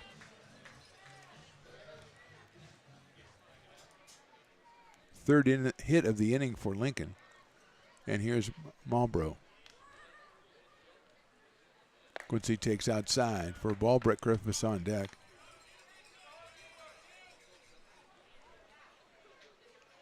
So if you go to a game with Riley the engineer and you go to get a beer or something, don't come back with 1. Come back with 2. Is that, oh, there's a guy with 1. Oh, no. But the guy next to him has 2.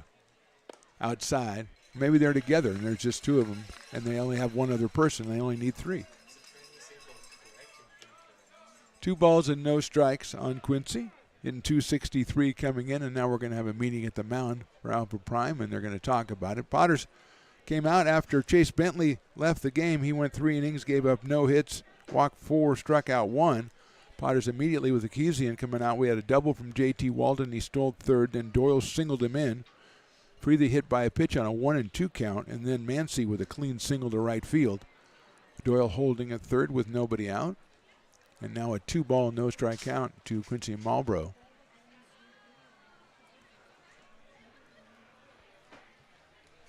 Umpire says,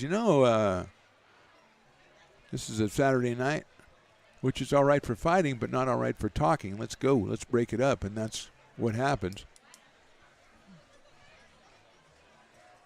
2 balls and no strikes. Umpire signaling that he went out and broke it up. Way to go, ump. Actually, he got a lot of Saturday night songs. Another Saturday night, and I ain't got nobody. I got some money because I just got paid, which I don't have any money because I never get paid. I work for Stone's Radio Networks, and so somehow I never get any money. 2-0 pitch is just missing, 3-0.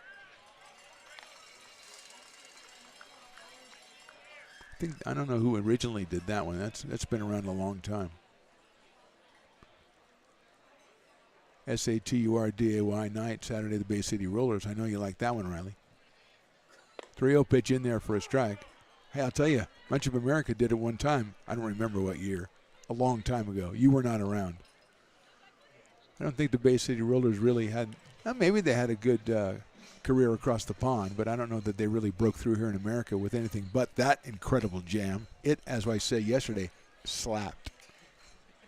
3-1. You always get surprised when I know the lingo. Although that's probably not even in anymore, right? Isn't slap so yesterday? Yeah. Is there any other word you can use besides slapped that I can say? You know, like the latest whatever. I don't know who's 3-1 pitch. That's a nice pitch on the inside corner. Quincy takes it, and it's 3-2.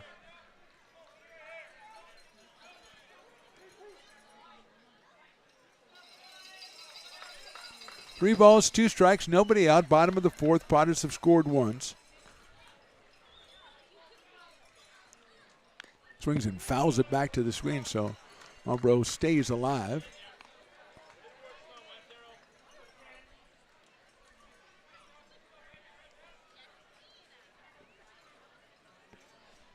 Potter fans really enjoy the good life. I mean, you look around, you look at the fans, you see everybody's got something. You got beer that you got at a great price. You got fantastic food out here. Incredible food. That's fouled out of play. Quincy staying alive and trying to spoil the Keesian.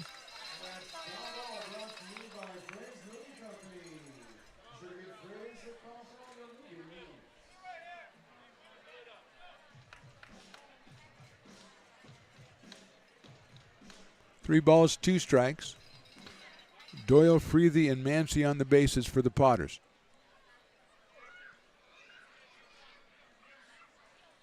Outside, ball 4. It's a great at bat by Quincy Marlboro. He gets himself an RBI. Going to third is Freethy. Second run scores for the Potters, and Brett Griffiths comes to the plate. Brett grounded to second his first time up. 5 for 21 on the summer. Out of American River College, and up here with a chance to get the Potters right back in this one as they trail at 6-2. It's a little blooper out over the second base. Hayes goes out, and it's going to drop in for a base hit. 1 run will score, and everybody else will hold up. So Griffiths delivers a run-scoring single, and the Potters now have cut it to 6-3. Freethy scores. Mancy goes to third. It's an RBI for Brett Griffiths. Might have been the worst contact he's had on a pitch or on a swing in about 3 games, but he got a base hit out of that one. Here's Cole Dillon, who lined out to third on a really good play by Cornelison back in the third inning. He got a walk in the first. Potters have put 3 up on the board. Still nobody out here in the fourth.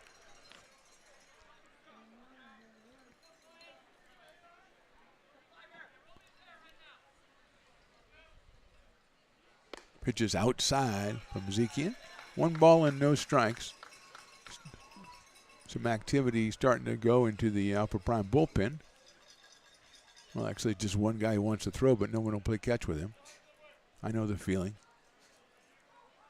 That's high for a ball. 2-0 to Cole Dillon. 7th batter of the inning. Nobody has been retired yet. We've got 4 hits, a walk, and a hit by pitch.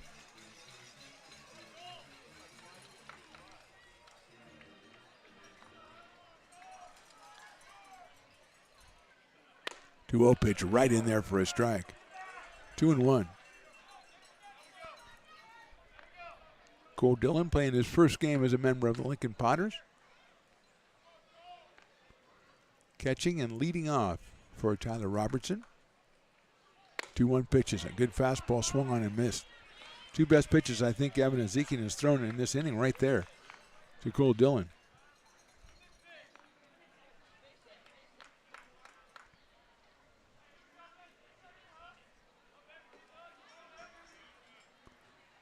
2-2. Ezekiel getting his sign from Alvarez behind the plate.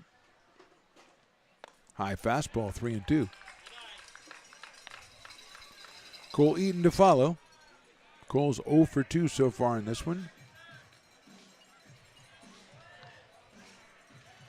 As the Potters become maybe the first team in Northern California to start a game with 2 Coles batting first and second. That's hit well to center field. Going back is Blair. He's going to make the catch. Everyone is tagging. The throw comes in a little high to third base. The runners at first and second hold up, and scoring from third is Luke Mancy. It's a sacrifice fly for Cole Dillon. His first RBI as a Potter. 4th run across the plate. Make that 3rd run across. Yeah, 4th run across the plate. I had it right the first time, Riley the engineer. And with 1 out, here is Cole Eaton. Marlboro stayed at second. Brett Griffith stayed over at first as Blair's throw came into third base.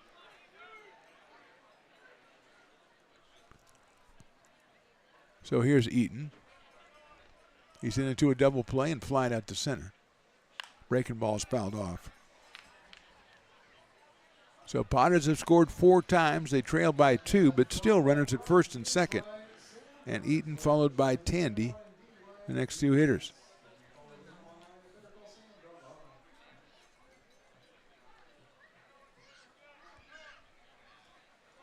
There goes the runners. The pitch is high and no throw.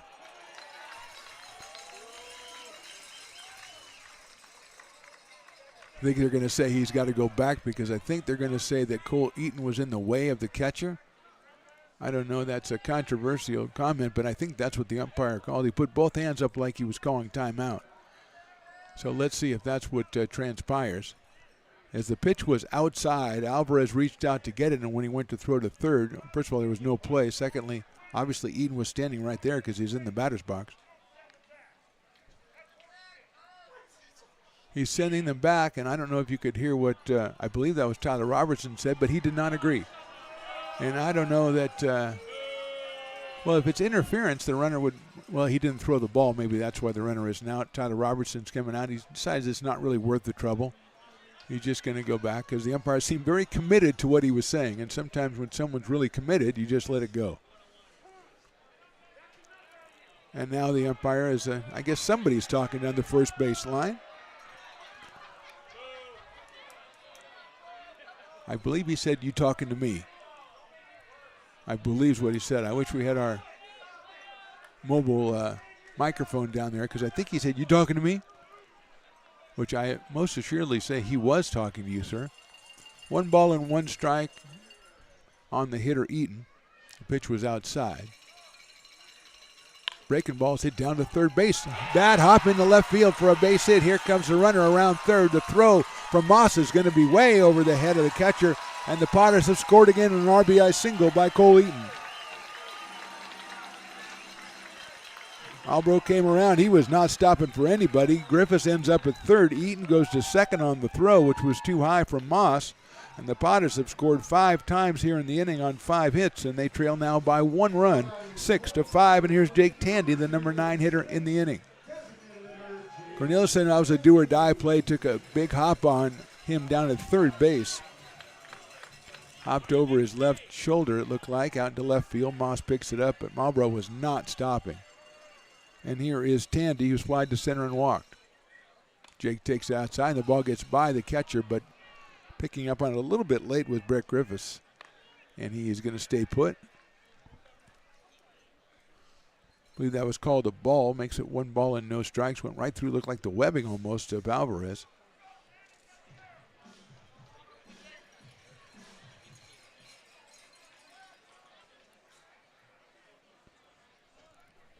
Ezekiel, who came on after Chase Bentley went the first 3 innings, delivers a fastball down the middle for a strike, 1-1.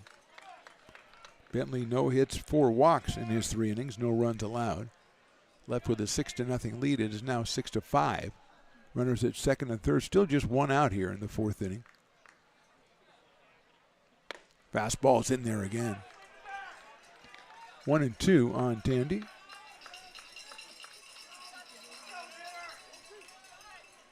That was really good advice. Somebody said, "Let's go hitter, swing the bat." I like that. It's not nothing personal. It's just instruction. Breaking ball's chopped foul down the third baseline. Nice play over there in front of the dugout by one of the Alpha Prime. He swung the bat and he made contact. It sounded very generic. Let's go hitter, swing the bat. Again, I don't quibble with it. I'm just saying. JT Walden to follow. 1 ball and 2 strikes. Breaking ball's lined to left field. Moss moving over. He falls down. It's going to bounce over his head and go all the way to the fence. 2 runs will score. Tandy will motor into second base and think about third, reconsider, and go back to second. Unlikely as it may seem, the Potters now lead this one 7-6. 2 more runs batted in for Jake Tandy. 7 runs on 6 hits here in the inning, and we are still not done. It's just 1 out, and JT Walden is the hitter. Tandy now with 20 runs batted, and that looked like it was going to be a single anyway, but Moss slipped. He tried to flag it down as he was lying on the ground. Excellent attempt, but it did not work. And here's J.T. Walden, and the Potters have scored 7 times.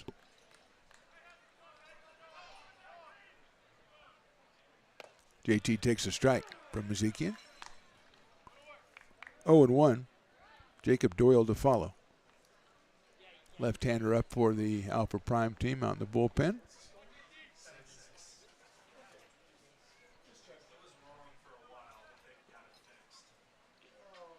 Fastball called, strike 2. 0-2 on J.T. Walden.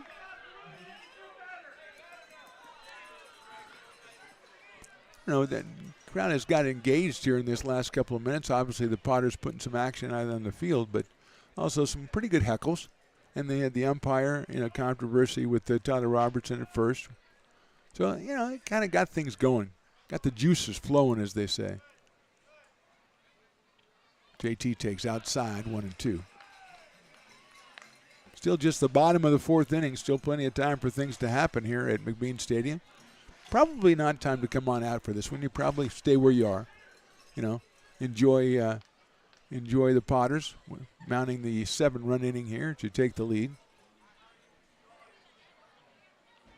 JT hits it high in the air, left center field. Blair coming over. He's calling everybody off, and he makes the catch for the second out. Really takes charge out there in center. He was waving people off when he was still 20 or 30 feet away from the ball. But he took control in center, and with 2 outs, it'll bring up Jacob Doyle, who has struck out and singled in a run. Actually, in this inning, he singled in a run, so making his second appearance. JT was making his second appearance. JT had walked and doubled. He started off the inning with the double. So here's Doyle. Breaking ball, nice pitch in there for a strike on 1.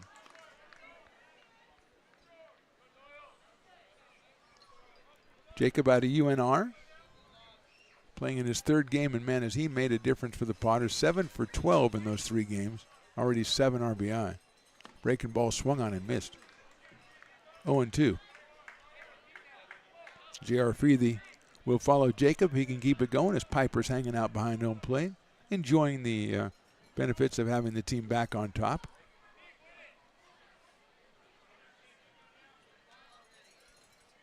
Zekian taking his time getting a sign now from Alvarez. He's ready to go. Fastball just misses the outside corner. I don't know about Jacob, but I was kind of like nervous there. Took a little breath. But it was called outside, so he is still alive. 1 ball and 2 strikes. Riley says it was far outside. What am I worried about? Well, have you seen any games yet? Do you know what that means? Just because it was that far outside?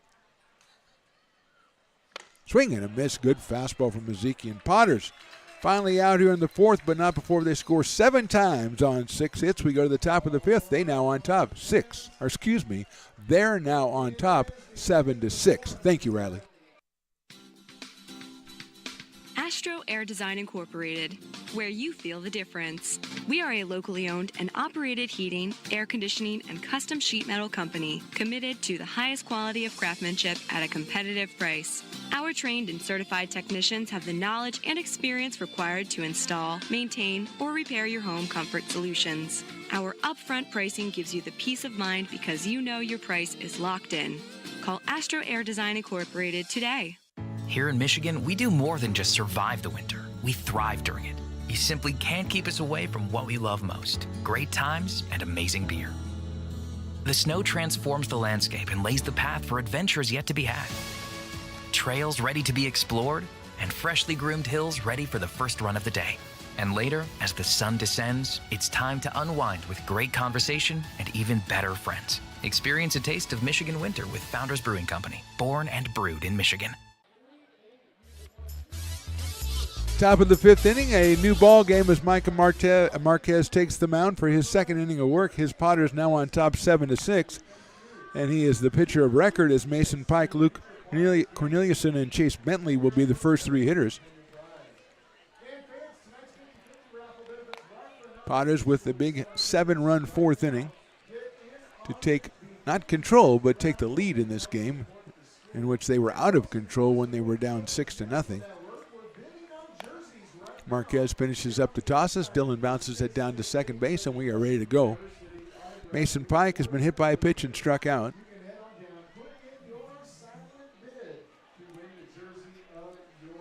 Left-hand hitting shortstop. And a Puyallup. There, I got it. Puyallup. Write that down. Puyallup. That's where he's out of. It's in Washington, Riley the engineer. So he is 0 for 1. Takes outside. Considerably outside.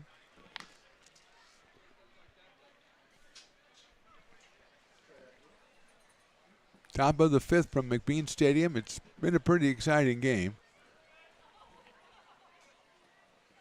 That one's grounded right at first. It is off the glove of Walden, who made a dive for it, and it is an infield single for Mason Pike. Would have been tough to make the play. I don't know if Marquez could have got over to first in time. Even if JT gets it, he's going to have to scramble to his feet, and Pike gets down the line pretty well. So he is at first base with the 5th hit for Alpha Prime, and here's Luke Corneliuson, who has walked and scored and hit a sacrifice fly. So not an official at bat, but he has a run scored and a run driven in for the third baseman.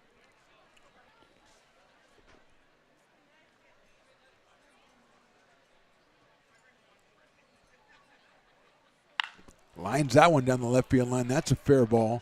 That's right off the bottom of the fence. Pike is motoring around. He will get to third. Corneliuson's going to get into second. And just like that, Alpha Prime has runners on second and third and nobody out here in the top of the 5th. That ball was a line drive and right to the bottom of the fence in left field.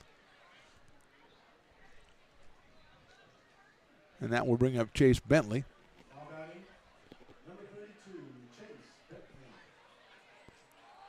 Bentley, I don't think, was hitting left-handed the last time he batted.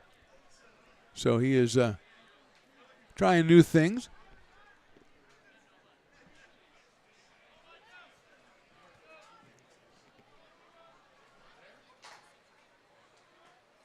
Hits that one down the left field line, slicing foul into the bullpen area. So Bentley has a home run and a single from the right side and 3 runs driven in. Okay, so it's the other 32. It's Trent Roach batting for Bentley. So that's what I thought, because they had a couple of different numbers, but since they put Bentley in as the DH, I thought that meant he was staying in. But it's Roach taking over in the 5th inning. So Bentley had a pretty good day. 3 scoreless innings on the mound, 2 for 2 with 3 RBI and a run scored at the plate. And here's Trent Roach. He chops it out towards shortstop. They're going to wait on it. Mancy to first. Got him by a step, but a run will score. It's an RBI ground out for Roach. He gets the run batted in. And now we are tied at 7. Moving to third is Corneliuson. And Trey Olson will be the hitter. Or excuse me, Troy Olson.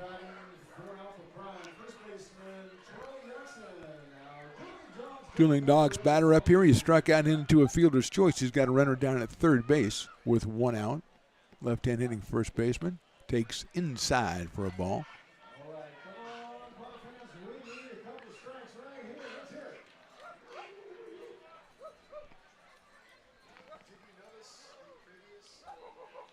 Inside. Did that hit him? Yes, I think you did. So this one will go down to first base with the hit by pitch. Runners now at first and third, 1 out, and Rashad Hayes, the number 9 hitter.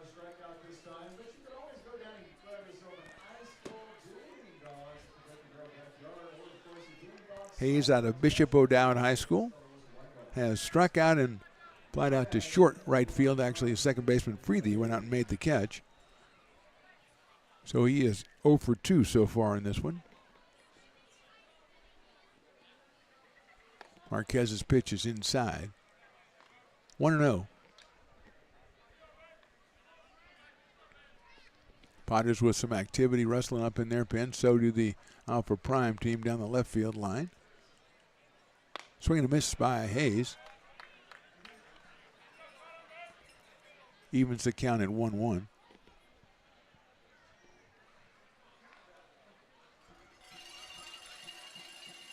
Good cowbell representation tonight. Going to need it here. 1-1 pitch sails a little bit outside, so it's 2-1 to Hayes. Top of the order, Brock Sell on deck.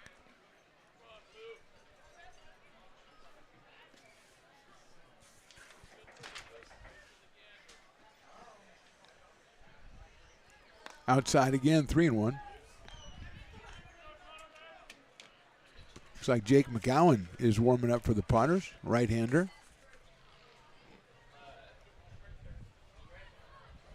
Three balls, one strike on Hayes. Fouls that one back to the screen, so it goes full 3-2. Let's see if Wilson is going from first base.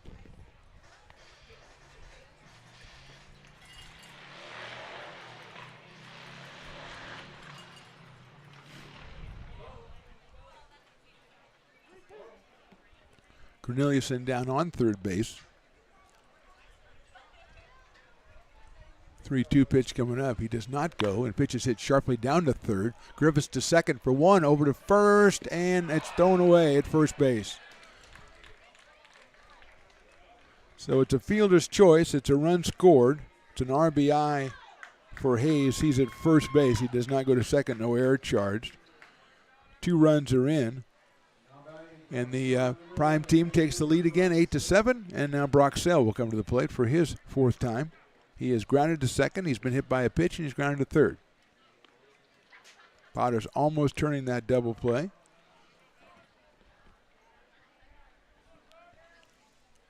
Now they've got Hayes at first, outside for a ball. So the Potters came back with 7 to take a 7-6 lead. Alpha Prime scoring 2 right away. They lead at 8-7. Jory Lorenzini is loosening up, the left-hander in the Alpha Prime pen. Jake McGowan, as we said, down the right field line in the Potters pen. Hayes with the lead at first. The pitch is just a little bit outside. 2-0.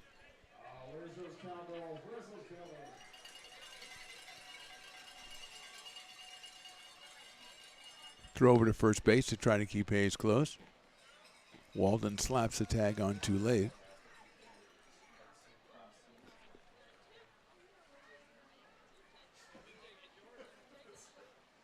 That's chopped foul, inside fastball to Sell.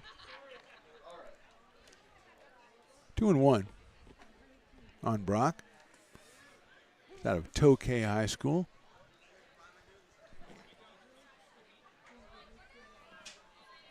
Lead at first by Hayes.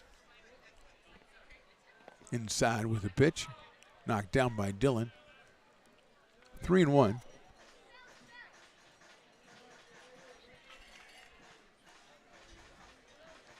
Two runs on 2 hits for Alpha Prime here in the 5th. They scored 2 in the 2nd, 3 in the 3rd, and 1 in the 4th. So they've scored in 4 straight innings.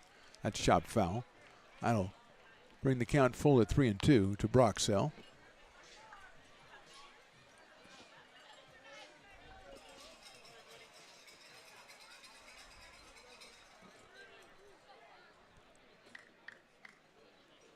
Hayes will be taken off on the pitch here. Walden kind of trying to keep him as close as he can.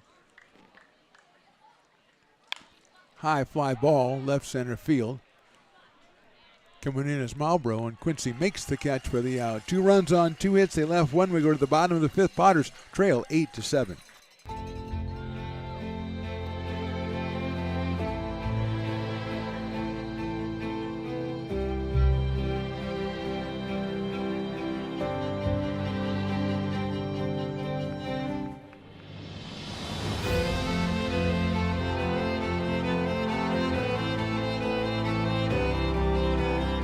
Situated on the corner of Lincoln Boulevard and 5th Street, this iconic building has been the home to several hotels over the decades, the most famous and longest running of which was the Lincoln Inn. Having undergone several renovations and architectural changes, this building is the current home of Old Town Pizza, which boasts not 1 but 2 floors for your dining enjoyment, including open-air seating on the roof. Stop in for a slice today. Or stop by the Lincoln Museum to see the 300-pound cash register that used to adorn the front desk of the Lincoln Inn. For more great history, Visit the Lincoln Area Archives Museum and, by appointment only, take their free walking tour of historic downtown Lincoln. Bottom of the fifth inning, another new pitcher for Alpha Prime as they take the 8-7 lead. It's Joey Lorenzini, a left-hander, coming out of the pen. Bentley went the first three, then Akizian went one. Lorenzini out of Rockland High School is 6'5" and 205 pounds, and he will face J.R. Freethy, Luke Mancy, and Quincy Marlboro. 6, 7, 8 for the Potters, who now found themselves down not 6, but just 1 at 8-7 here in the bottom of the fifth. Potters not exactly stringing it together like Alpha Prime, who have scored in 4 straight innings. Potters didn't score at all in the first 3 and then scored 7. And they are behind now 8-7. Lorenzini finishing up his warm-up tosses, big left-hander. Chase Bentley, who started, was from Granite Bay High School. Joey is from Rockland High School.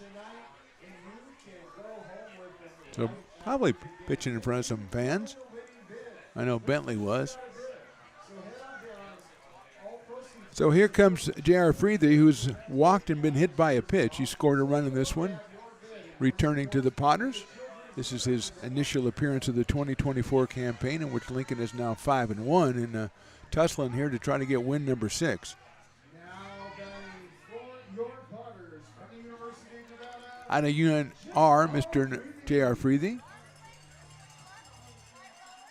Matt Lundgren, the Potters GM and president, walking around. Looks a lot like Charizard from yesterday. Outside with a fastball for Lorenzini.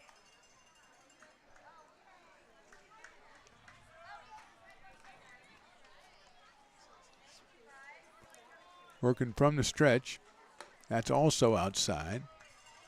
2-0.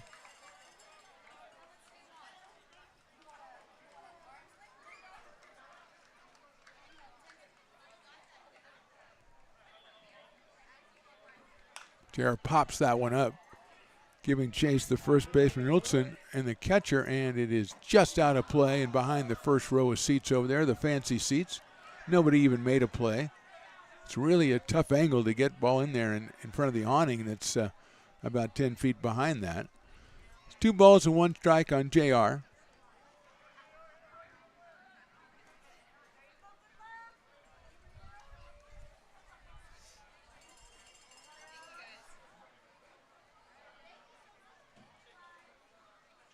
Misses with an off-speed pitch.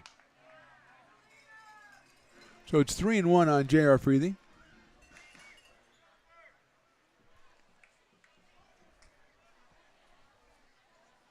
Misses outside, so J.R. is on for the 3rd time.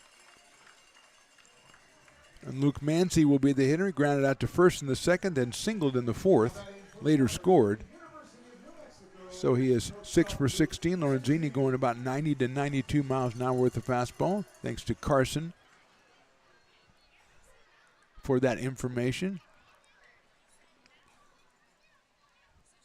Freethy leading at first base. The pitch to Mancy is in there for a strike. Left-hander against left-hander here. Luke from down near San Diego goes to the University of New Mexico.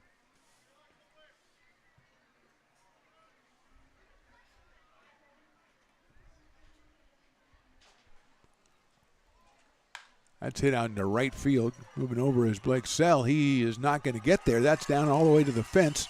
Mancy's going to motor into second base. The cutoff throw, and it's just a little bit too late, and Luke has himself a double. Freethy moves to third, and the Potters are in business here in the bottom of the 5th. Second straight hit for Luke Mancy, and the Potters have runners at second and third. Quincy Marlboro will be the hitter. Quincy is grounded to second and an RBI walk, so he is 0 for 1 with an RBI, batting .263 coming in for the summer. Runners at second and third. See how the Alpha Prime plays it. They are playing everybody back. Lorenzini's going to step off. He's got Alonzo Alvarez behind the plate getting communication.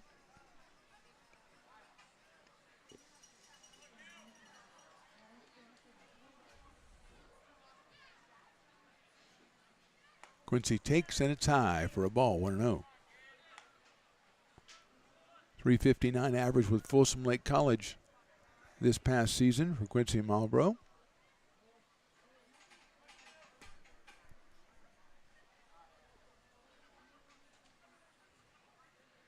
Takes that one inside.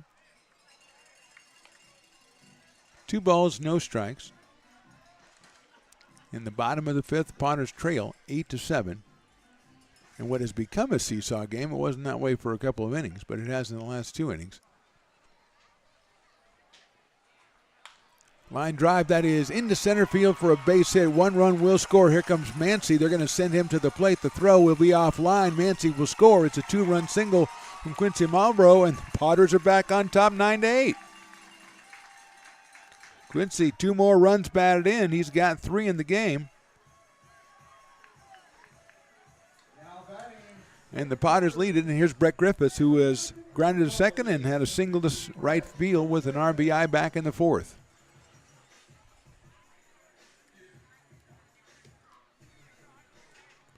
Potters now with 8 hits on the night. They were blanked by Bentley through the first 3 innings.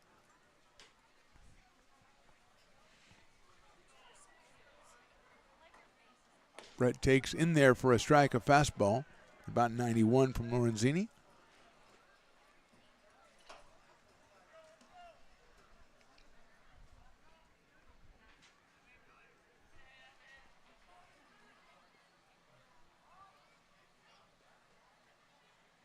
Brett takes inside. Nice block by Alvarez, keeping that from going back to the backstop and allowing Marlboro to go to second base. 1 ball, 1 strike. Still nobody out here in the bottom of the 5th. Swing and a miss.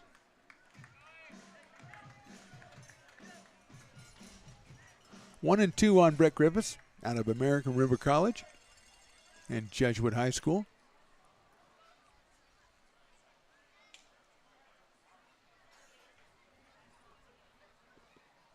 Swing and a miss. Off speed. First out recorded here in the bottom of the 5th.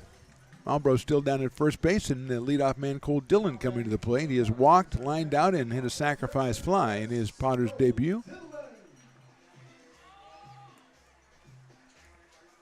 Just the 3rd strikeout by the Alpha Prime pitcher so far through 4 1/3 innings.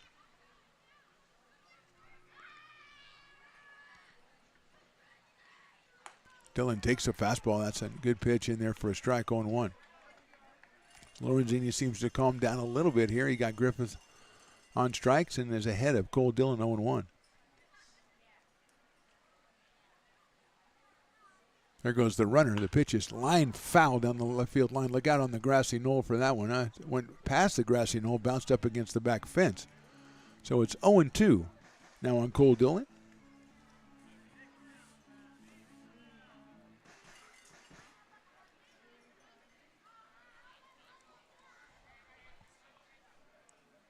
See if Quincy Marlboro is going again on the 0-2 pitch.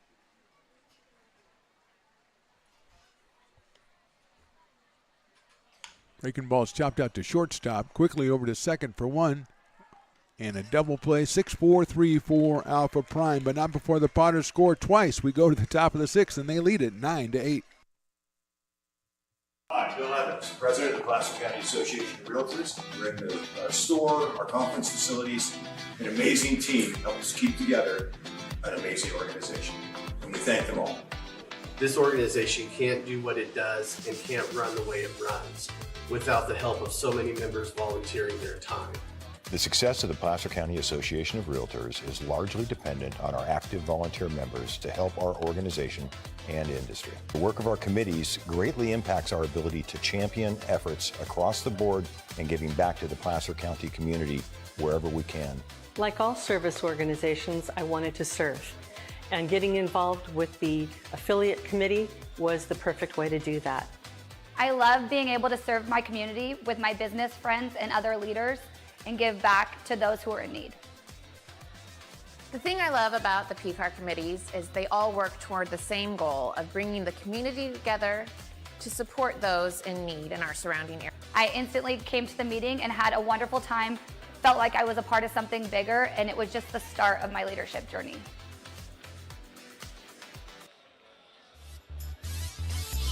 Top of the 6th from McBean Stadium, which means it's Potter dance contest time. And since it's Hispanic Heritage Night, Willie Preston pulling out La Bamba. And I'll tell you something, Ronnie the engineer. Right now, the winner is Piper the Peacock.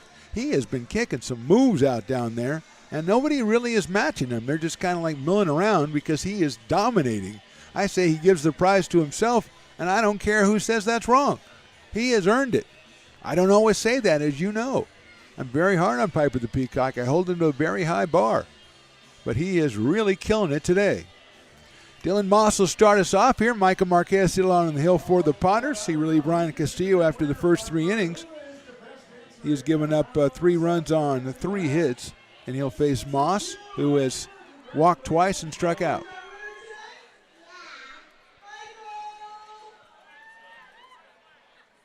Popped up out of play. Piper did give the prize to one of the contestants, but again, I don't feel that was the right thing to do. Sometimes you got to teach, hey, I was the best today. I'm sorry. Usually you guys do great. I was great today. I deserve the championship. 0-1. Look out, that hits him. So 2 walks and a hit by pitch for Dylan Moss. He's been on base a lot, hasn't done much for it. Well, I mean, he took a pitch right there that was doing something, that's for sure. Here's Alec Blair. Except this isn't Alec Blair. This is Bo Smith. Bo Smith is the hitter. So Smith comes in for Blair. Blair was 2 for 2 and scored twice. Pitch is high for a ball. Actually scored once. Drove in 1. 2 hits and a base on balls for Alec Blair. And he is hit for by Bo Smith wearing number 9. Swings and fouls that one in the catcher's glove. So it's 1 ball and 1 strike.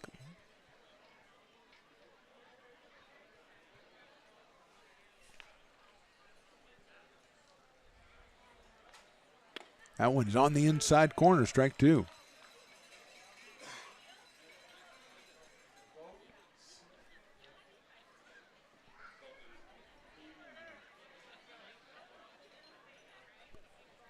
One ball, 2 strikes.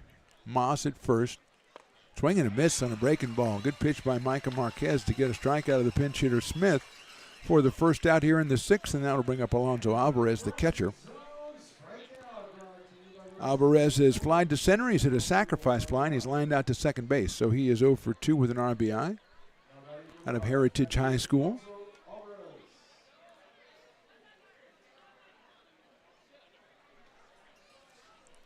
Moss down at first base after being hit by a pitch. Now 1 out here in the 6th. Moss looks like he wants to go, but he doesn't. Nice breaking ball by Marquez, in for a strike.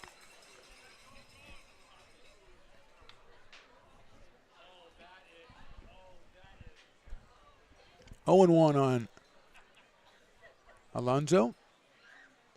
Out breaking balls down low. Following that one all the way in. 1 ball and 1 strike. Mason Pike to follow, the shortstop.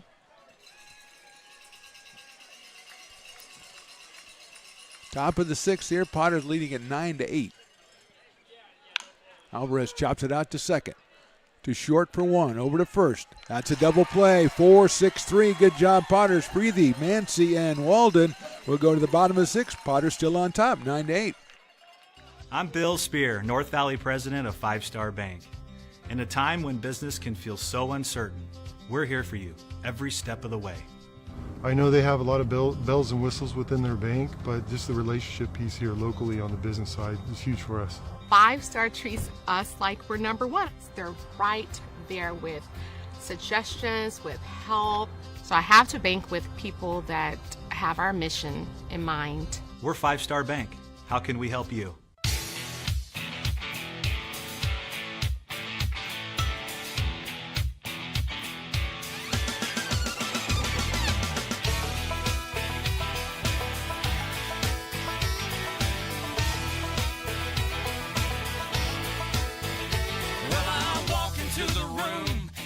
Out $100 bills, and it kills and it thrills like the horns on my Silverado grill.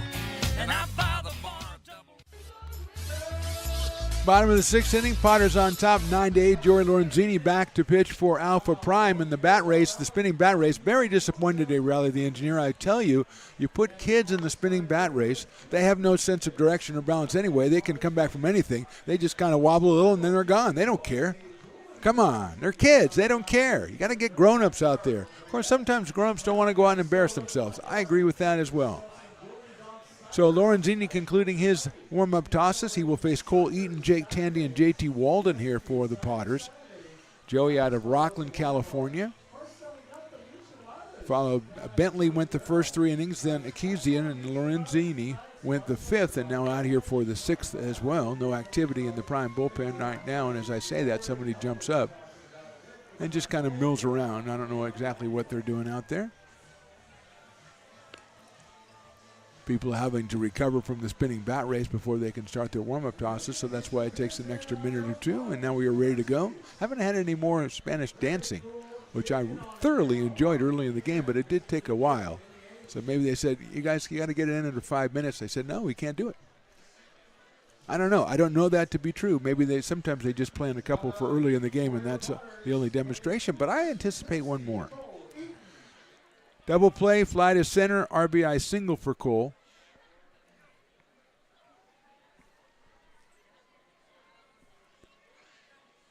He takes that pitch high and outside. 1-0. Out of Elkhorn, Nebraska, in the University of Tennessee. Takes that in the dirt, so it's quickly 2-0 on Cole Eaton. Now 7 for 17 with 4 runs batted in and 8 runs scored. He just joined the team like 3 games ago. Lorenzini's fastball sails outside. 3 balls and no strikes.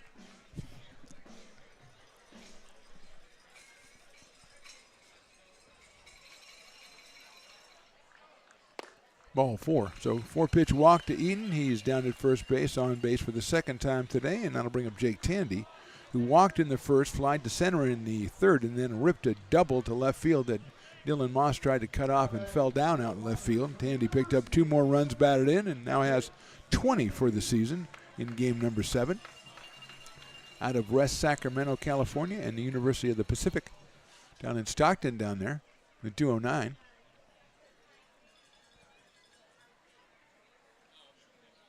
Takes that one high and outside.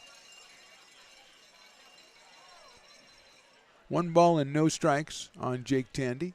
JT Walden to follow him. Then Jacob Doyle, the big 3 in the middle of the order for the Potters,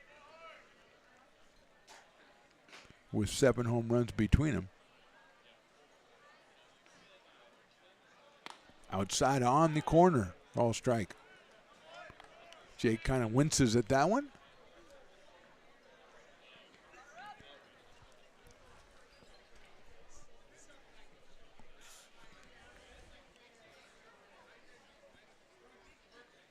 That one is inside. Thinking about going was Cole Eaton, but he stayed there. So it's 2-1 on Jake Tandy. Sitting here in the bottom of the 6th in what has been a back-and-forth game after the Potters struck for 7 in the 4th. Then it's been crazy because Alpha Prime came back, took the lead. Potters come back and take the lead. 2-1 pitch is lined to left field. That's a base hit. Rounding second is Eaton. He is going to go to third. The throw is cut off, and Cole Eaton is in at third. It's a single for Tandy, his second hit of the day, and the Potters are in business, first and third with nobody out here in the 6th inning. And it's hit number 9 for the Potters, and JT Walden will come to the plate. He has walked, doubled, and flied to center. So Jake Tandy stays out with 2 more hits. He's 2 for 3. Left-hander against left-hander as JT steps in.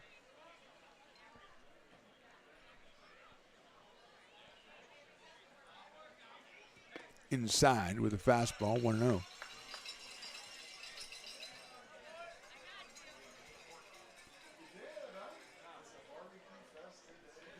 One ball, no strikes to Walden. Jacob Doyle to follow. Potters lead at 9-8. We are in the bottom of the 6th inning. Outside with a breaking ball. 2-0. Bentley started, went 3 innings for Alpha Prime. Then Nikizian went 1 inning. Potters hit him up for 7 runs. Lorenzini came in the 5th. And now pitching into the 6th here. Walden takes a strike. And he looks at the ump and just kind of not only rolled his eyes, he rolled his neck, which is really, I mean, that's, oh, man. I got that from the kids occasionally, and that was not good. It's like, oh, man. It's too much. My eyes are too heavy when I roll them. I have to move my neck, too. That didn't irk me at all. I just took, water off a duck's back. Didn't care. 2 balls, 1 strike. Tandy looks like he wants to go. He does not. That is a nice-looking pitch right there, but it misses outside. Well, might have paid him back right there because that was a good-looking pitch from Lorenzini. He did not get the call. 3 balls and 1 strike.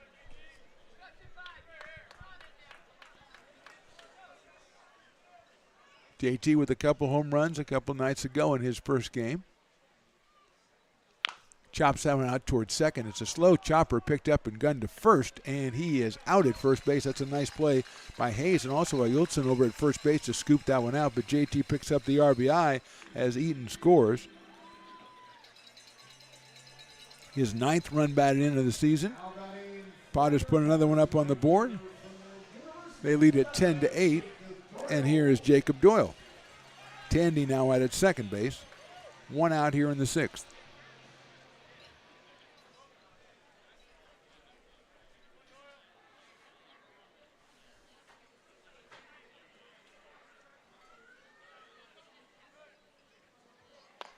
Swing and a miss. Good pitch by Lorenzini right there. He gets ahead in the count 0-1. J.R. Freethy to follow.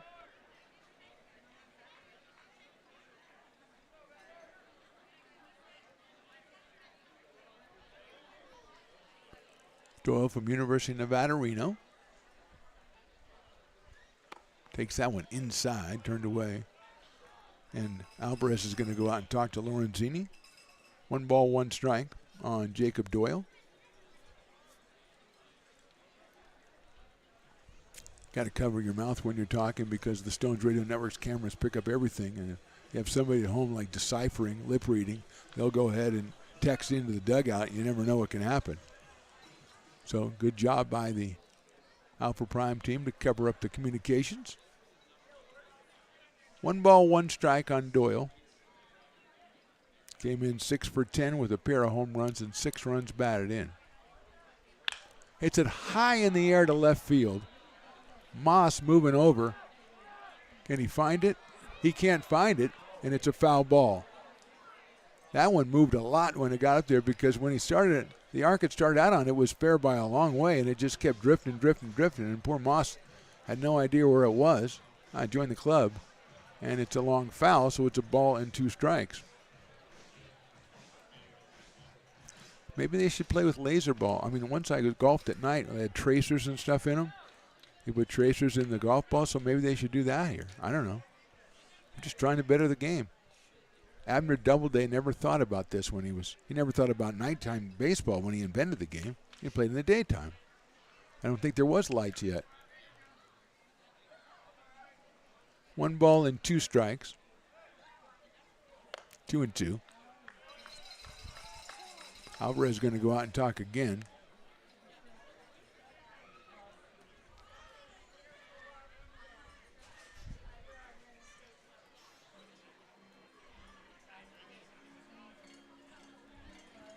Chatting it up, Lorenzini and Alvarez, they are on the same page finally. It's a 2 ball, 2 strike count to Jacob Doyle.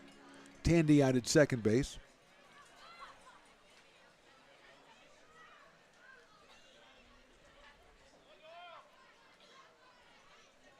Mike Levine coaching the third, shouting encouragement to Jacob Doyle as J.R. Freethy waits on deck.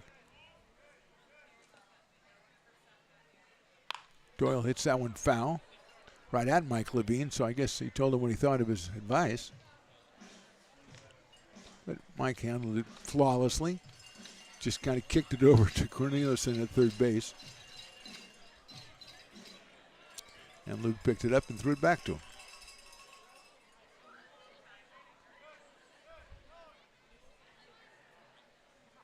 Sails high and outside, so it's a full count now on Doyle.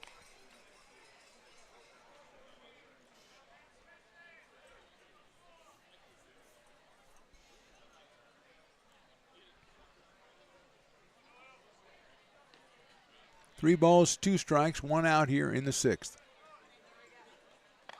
And it's ball 4. So first and second now for the Potters, and J.R. Freethy, who has walked, been hit by a pitch, and then walked again. Coming up here, looking for his first official at-bat of the season. He's got Tandy at second. He's got Doyle at first. Potters have already scored 1 run in the inning.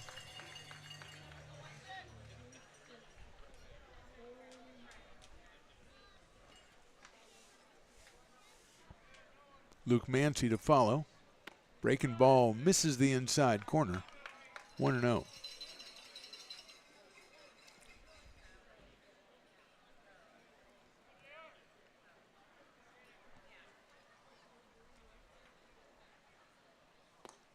Outside, and it goes all the way back to the screen. Runners are going to move up. So Tandy now resides at third. Doyle hanging out at second. A 1-ball, 1-strike count on J.R. Freethy. So the new second baseman can, I was going to say, can make friends on the team by getting a base hit here, but we're going to have a little timeout. As the last time they talked for a long time, Riley, the engineer, so let's take a step away here for just a second. Bottom of the 6th, Potters threatening they would lead it by 2. This job is the Esplanade at Turkey Creek phases 4 and 5. Our scope of work for this project is full scope, so we've got all the underground, all the joint trench, and all the topside included with it. We're putting in sewer pipe, manholes. We're not doing services yet. We go through and do all the main line, and then we come back and do all the services after that. I would say this project right here, the one we're working on, is probably about a 2-month project. It's very costly to the developer, so beating the schedule is very important, more important than most projects. It's got a lot of groundwater, so we've got an extensive groundwater pump system in place. It's just cool to be a part of the built environment and know that for the next 100 years that people are going to use and enjoy what we've created here today. Perfectly timed, Riley the engineer. We are ready to go back here. Lorenzini facing Freethy. 1-ball, 1-strike. That is high. Looks like, I don't know if Alvarez was expecting that up there. He was moving over to his right. The ball came in high to his left. So it's 2-1.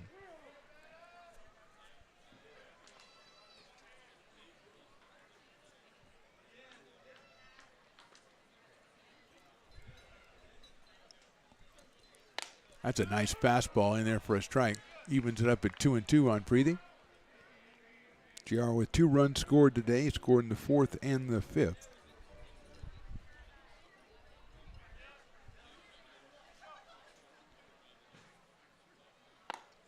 Takes that one for a ball. Everybody had 2-2, but he has taken a base on ball. Maybe he gets enough of them. He can make his own counts. So it's a full bases loaded. 1 out, and Luke Mancy, the hitter. Luke grounded out in the 2nd inning. Then he singled and scored in the 4th and doubled and scored in the 5th. So he is 2 for 3 in this one. Chance to give the Potters some breathing room here. He lines it to right field. That might stay up, though, and it does. Caught in right field, the tag, and they're not going to be able to go as the throw comes in. A beautiful throw from right field from Sell. Brock Sell puts it in, and boy, Mancy hit it too hard that time. 2 outs, and that brings up Quincy Marlboro. So Luke turned on it. He's been doing that the last 2 times. He just turned on it and hit it solidly, but it stayed up, and Sell made an excellent throw. And I think at third base it was Tandy, and he had taken off on the initial hit, initial contact, and had to go back and tag. And they thought better of it, and probably a very good idea because that throw was right on the money. So here's Marlboro, who has walked, singled, and grounded out. He's got 3 runs batted in the game. Takes high and outside for a ball.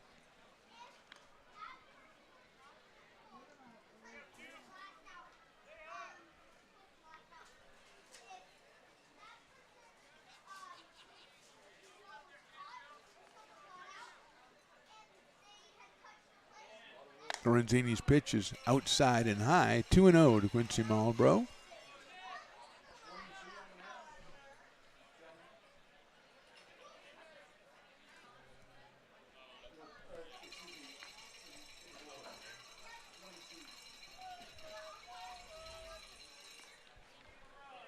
2-0 pitch misses, 3-0.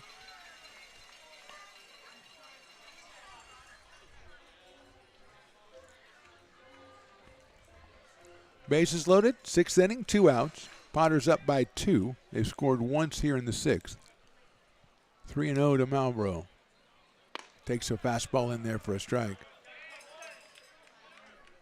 Quincy takes a step out, thinks things over, decides to step back in. Good choice.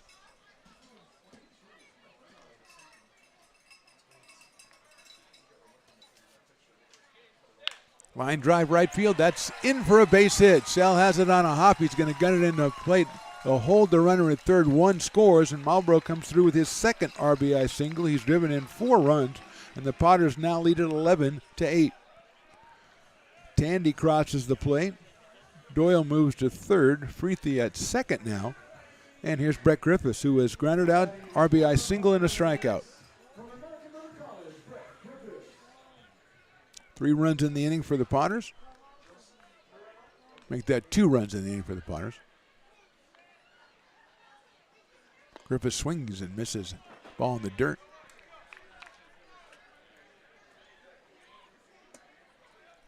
Joseph Marino warming up for Alpha Prime in the pen, number 22.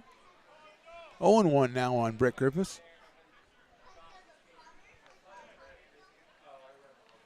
High fly ball right field. Sell has a beat on it. Makes the catch for the out, but not before the Potters score 2 more. So we go to the top of the 7th. Potters on top, 11-8.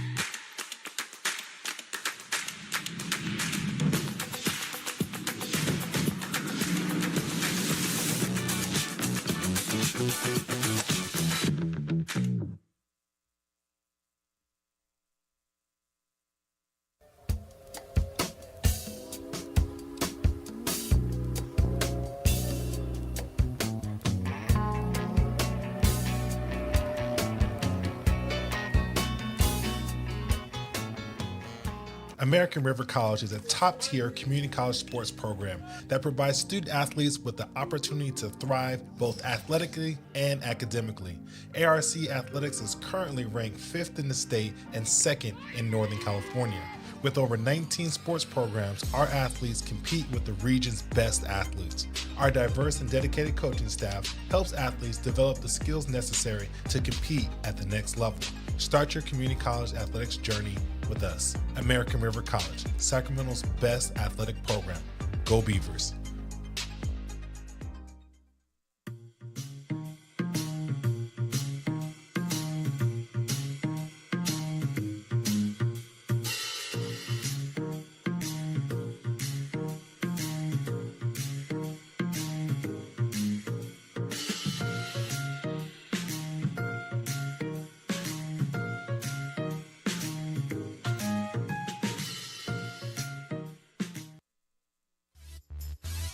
Top of the 7th inning, Jake McCowan, the new pitcher for the Potters out of Sacramento, California, Folsom Lake College.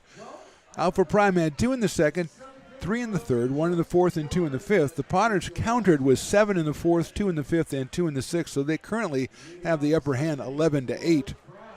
And Mason Pike will start us off against McCowan, making his 2nd appearance. Pike with a strikeout, was hit by a pitch, and had a single and scored a run back in the 5th. Out of Puyallup High School in Washington. Cole Dillon goes out to talk to Jake McCowan, probably the first time they've ever met. Dillon behind the plate, making his Potters debut here today.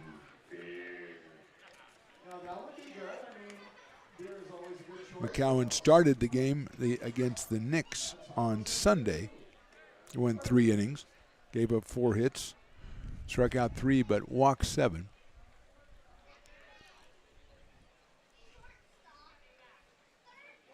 First pitch looks like it might have crossed up Cole Dillon. And he's going to go right back out because I think he was expecting something totally different than what he got. And he might, if he had caught it like he was expecting, he might have got the call strike on the corner there, but he did not. It's 1 ball, no strikes on Pike, Corneliuson, and then Roach to follow for Alpha Prime here in the top of the 7th.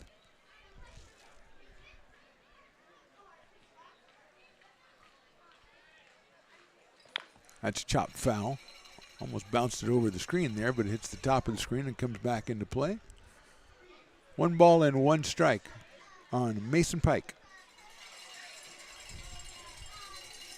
Good crowd out here with the cowbells, cheering the Potters on as they come back from the 6-0 deficit to take the lead. At this point, 11-8.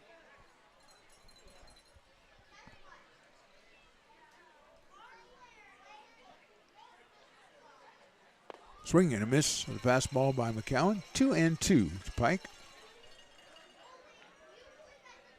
Luke Corneliuson is on deck. He's got a hit and a sacrifice fly in this one. Hit sharply but foul and scatters the Potters in front of the Potters dugout. Stays 1 ball and 2 strikes. No, it was 2-2. I got to stop looking at the scoreboard. That's why the Friends of McBean are trying to get a new scoreboard, because it always leads me down the wrong path. I should always count on Riley the engine. Well, I should never count on him, but high fly left field.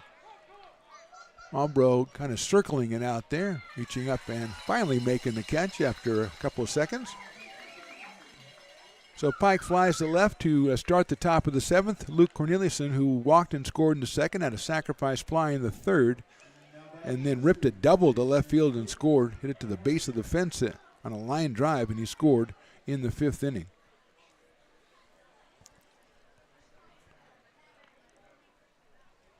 Right-handed third baseman against McCowan. Throws that one and it goes all the way back to the backstop, so I'm going to call that a ball, 1-0. Trent Roach, who came on to take over DH role from Chase Bentley back in the 5th inning, he is on deck. Fastball is high. Right around 91 for Jake McCowan on the fastball tonight, according to my guy Carson.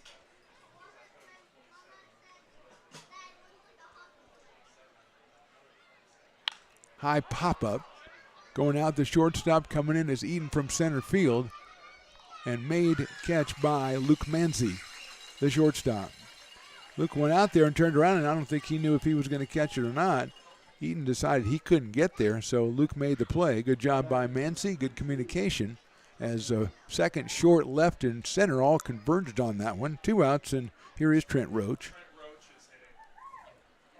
Roach came on in the 5th inning and had an RBI ground out. Chase Bentley started on the mound and as the DH. He homered in the 2nd and singled in the 3rd and drove in 3 runs. Left-handed Roach takes a good-looking fastball from McCowan for a strike, 0-1. Troy Olson is on deck, the first baseman out of Rockland, California.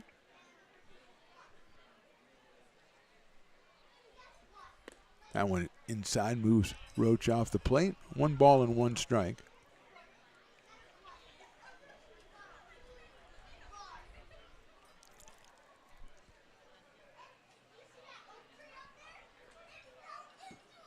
That one down low again, 2-1. Cowan looking like he's working on an area where he's landing. Kind of getting it to his specifications. 2 balls, 1 strike.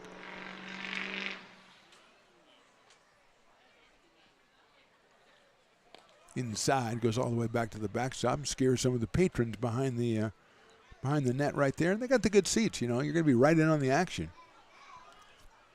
We should have him wear a GoPro so we can follow it from here.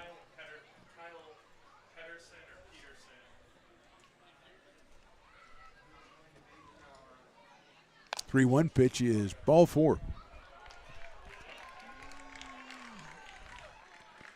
So Roach reaches first base. We got a pinch hitter maybe. Number 27, Kyle Peterson.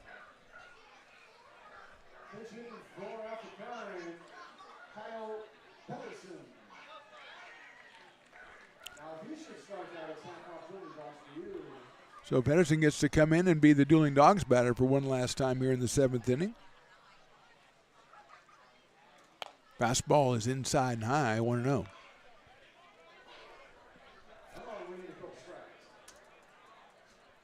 Wilson struck out into a fielder's choice and was hit by a pitch while he was in there. Now it's Kyle Pedersen. That is down low.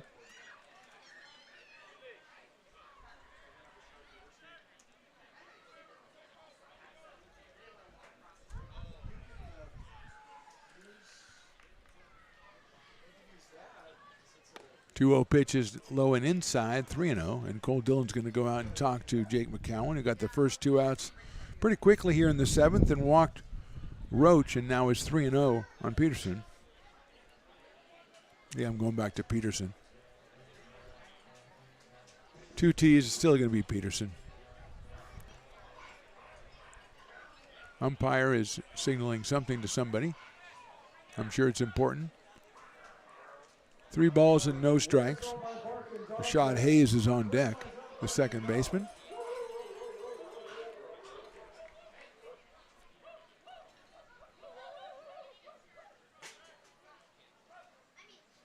Right down the middle, 3-1. Maybe it was the fans doing their little yipping, and there's some really psychotic barking going on by some fans down there.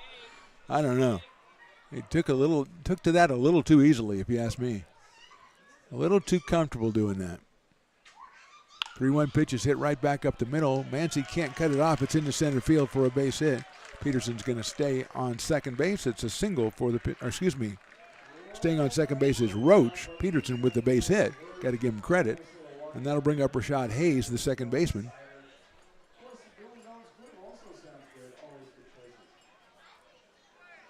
No, that's Hayes at second base. He has struck out. He has popped to second, and he's in an RBI fielder's choice. So he's 0 for 3, but he does have a run batted in. He's got 2 runners on and 2 outs here in the 7th, and he's down 11-8. In the dirt gets away, but holding at second base is Roach. Not going to get thrown out at third for the third out of the inning when you're trailing by 3. Probably a wise choice by Trent Roach. Hayes out of Bishop O'Dowd High School, 0 for 3 in this game. Takes a fastball right down the middle. 1-1.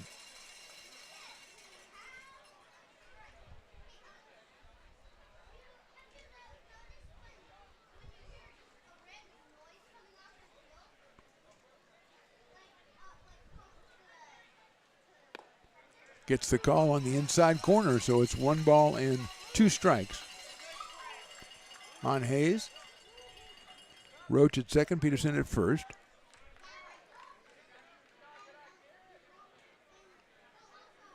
Seven hits now for the Prime. That's outside, goes all the way back to the backstop, and Roach is going to move up, and Peterson follows him. So now they're at second and third. So base hit maybe makes this a 1-run game for Hayes. He's 2 balls and 2 strikes on Rashad.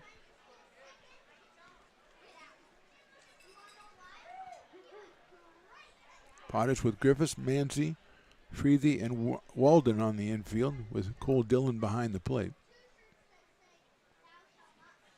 In the dirt, 3-2. Mabro, Eaton, and Doyle in the outfield for Tyler Robertson. And the Potters looking to go 6-1 on the young season.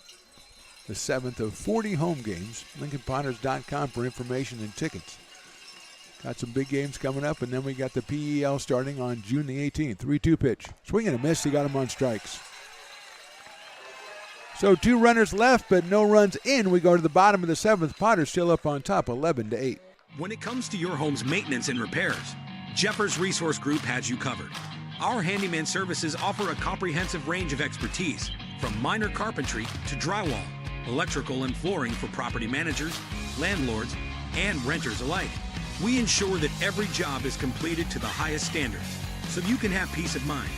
Contact us today to discover how Jeffers Resource Group can help keep your home in top shape.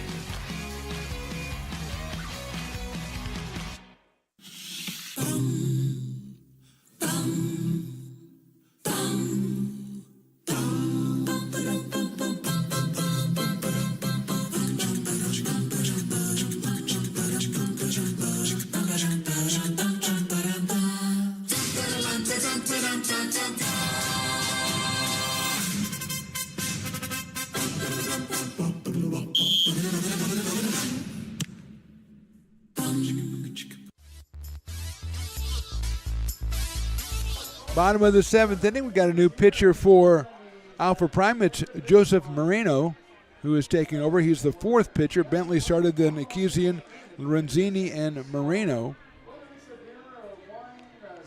He will be facing the top of the order for the Potters, Cole Dillon, Cole Eaton, and Jake Tandy. Bentley went the first 3, then Akizian went 1. Lorenzini got through 2, and now it is Moreno here in the bottom of the 7th. The Potters up 11-8. Moreno out of South Hills High School, committed to University of California, Santa Barbara. And the left-hander will face the 2 Coles and then Jake Tandy when we resume here in the bottom of the 7th of a game that was all Alpha Prime for a while. Then the Potters came back and took a 7-6 lead. Then we went back and forth, and it is 11-8 Potters as we go into the bottom of the 7th.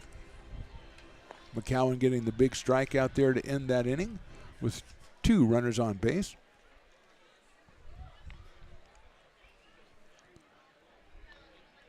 Potters with 11 hits in the game.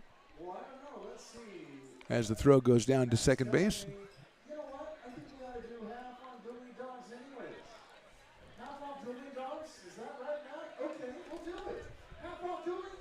So even though the Dueling Dog batter didn't strike out, Willie says half off for the next half inning. Willie is a very powerful fellow. He can do things like that. I would never try something like that. That would not go well for me. Here's Cole Dillon. He walked, lined out, hit a sacrifice fly, and into a double play. So he is 0 for 2. He has an RBI here in his first appearance as a Potter. Moreno's first pitch is inside, and he will be behind the count, 1 ball and no strikes. Tell you something, that bounce house kills me, Riley, the engineer. That thing has been going since we opened the gate. They said, I don't want happy hour, I want to go to the bounce house, the obstacle course bounce house. Strike by Moreno, and it has not stopped rocking ever since. And that's a couple of hours, let's just put it that way. 1-1 on Cole Dillon, excuse me. Cole Eaton will be next.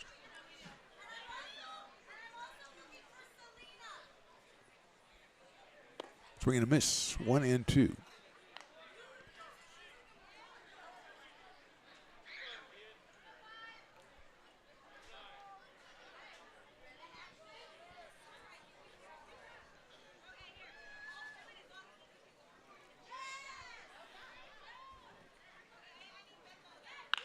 High fly ball hit pretty well to left field. Going back is Moss.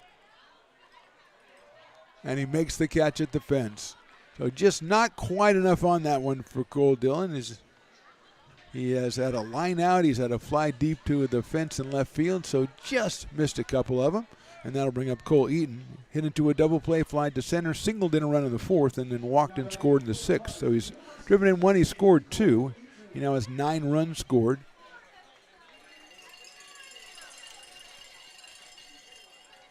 And he's up here against Moreno, who's clocked at low 80s for the fastball, low to mid 70s for the off-speed stuff, according to the great Carson. Carson the Magnificent, we'll call him. Not for long, just for a couple of times. Yeah, it just doesn't ring well. Doesn't sound good. There's a line drive to right center field. Smith, who's out there, makes the catch. For the second out, another well-hit ball by the Potters, but right at the defense, and Jake Tandy will be the hitter. Jake has walk fly to center at a 2-run double and a single and scored a run in the 6th, so he is 2 for 3.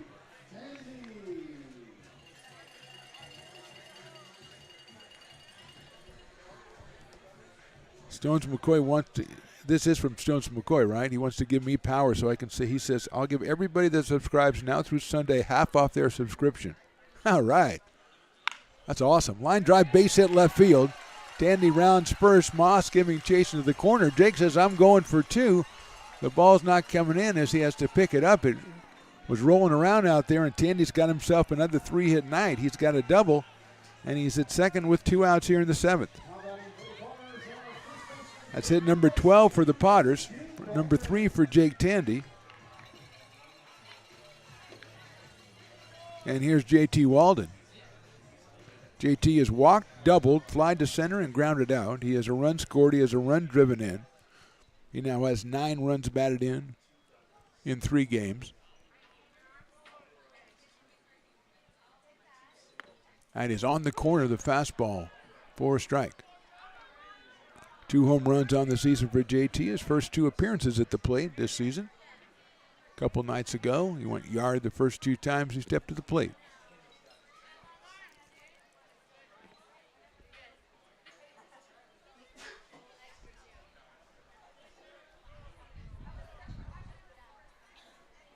Check swing, did he go? He did not go, according to base umpire. And the Alpha Prime fans let him have it. 1 ball and 1 strike.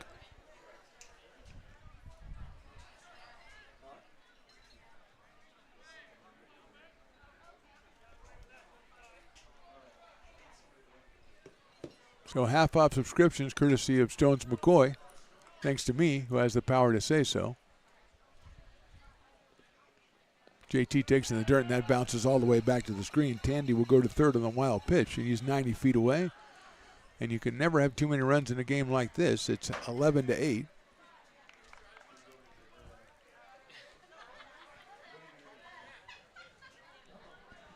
Bentley, Ekezian, Lorenzini, and now Marino. 4 pitchers for Alpha Prime. Remember, these 2 teams meet up again tomorrow, 1:05. It promises to be another back-and-forth contest. Come on out. Afternoon baseball here at McBean. Always a lot of fun. JT takes outside. 3 balls and 1 strike.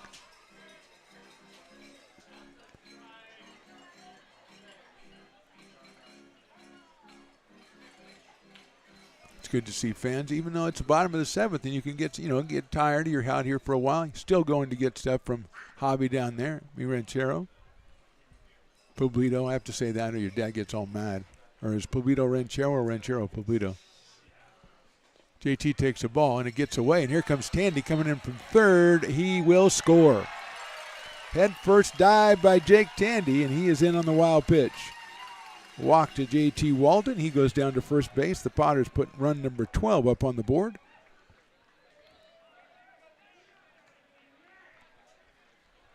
And here's Jacob Doyle.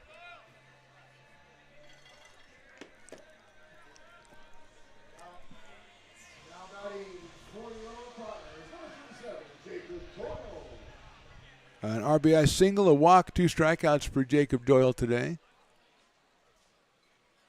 Swings and misses of that fastball. That might have been Marino's best fastball he's thrown this inning.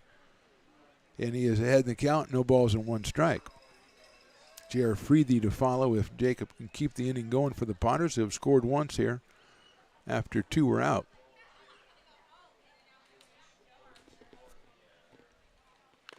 Doyle fouls that one back to the screen. Quickly 0-2.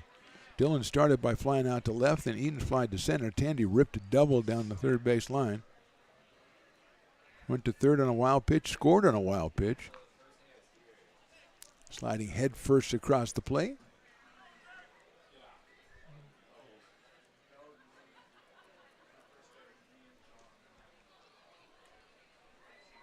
Swing and a miss. Doyle is down on strikes. 1 run for the Potters, 1 hit in the 7th. We go to the 8th. They lead at 12-8.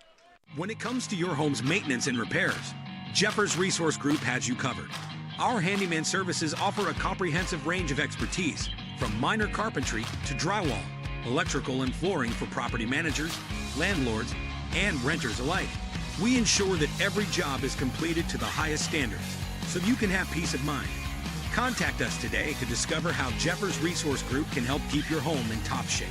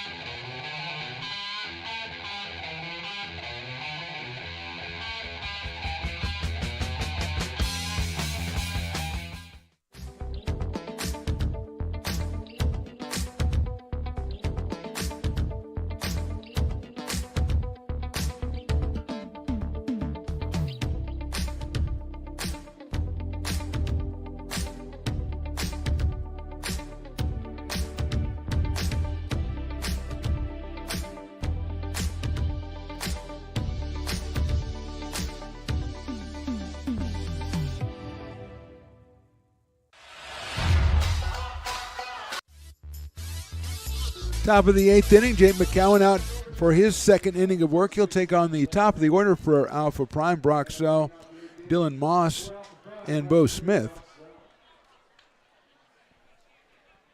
Rockets grounded out twice, flied out, and been hit by a pitch. He scored a run back in the 3rd inning, left-handed hitter. Outside with a fastball out in right field out of Tokay High School.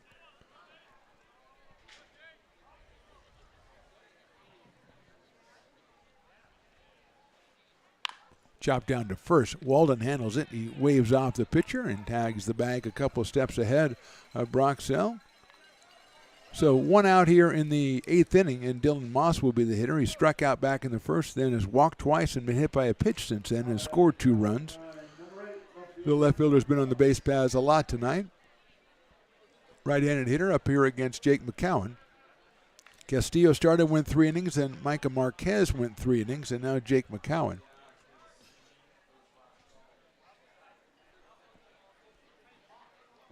Fastball just a little bit too high. Jake throwing at about 91 miles an hour with the fastball. Breaking stuff just under 80 from Jake McCowan out of Folsom Lake College. And that fastball is perfect. 1 ball and 1 strike.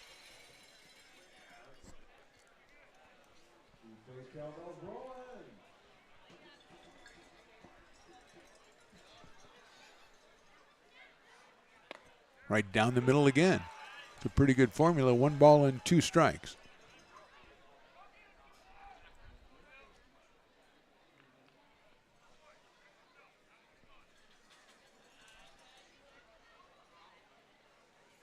Breaking ball moves him away from the plate. 2-2.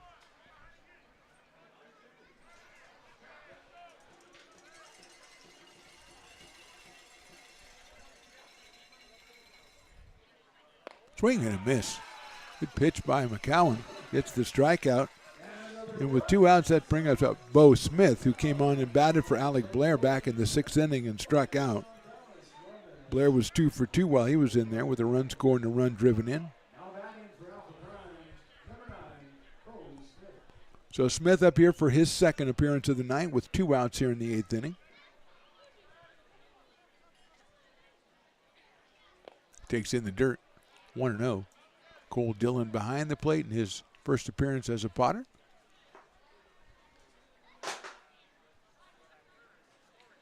Alonzo Alvarez on deck, the catcher, number 4 hitter.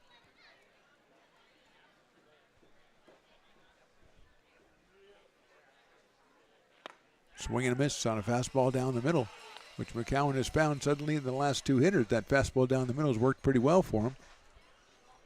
And he evens up the count at 1-1 on Bo Smith. That's in the dirt. 2-1.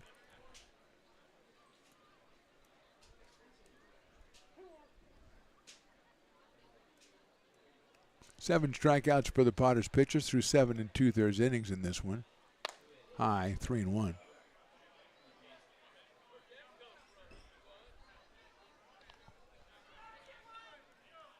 Milling around in the Potters bullpen. Wouldn't be surprised to see someone else come out for the 9th inning. Although we've had 2 pitchers pitch 3 innings apiece, so maybe that's the way that Tyler Robertson's doing it today. 3-1 pitches inside, and Smith gets the base on balls. Second walk given up by McCowan, and now Alonzo Alvarez will get another chance. Fly to center, sacrifice fly, line to second, and hit into a double play, 4-6-3. So 0 for 3 for Alvarez. He does have a run driven in out of Heritage High School, left-hand hitting catcher. Up here with 2 outs, and Smith over at first base.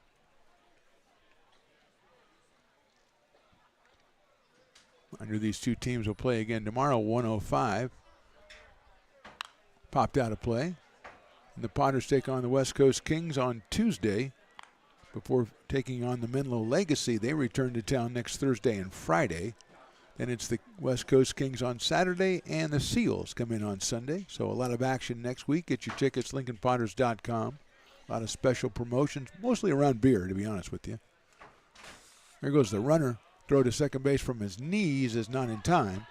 And Smith gets the stolen base.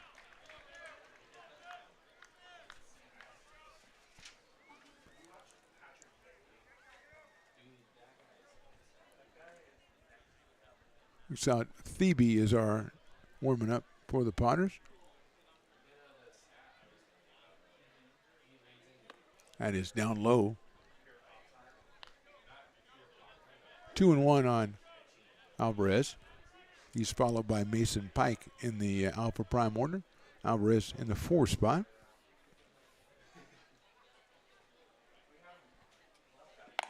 Three and 1. Cowan again having a little trouble, it seems like, with where he's landing. And he's behind in the count, 3-1 to Alvarez.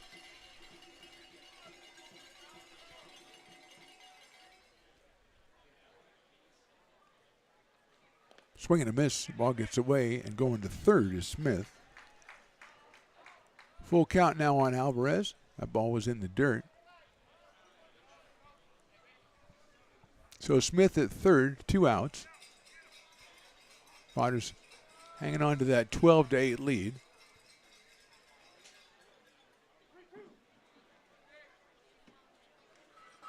Took them a while to get it, then they gave it back, then they got it back, and they've had it for a while.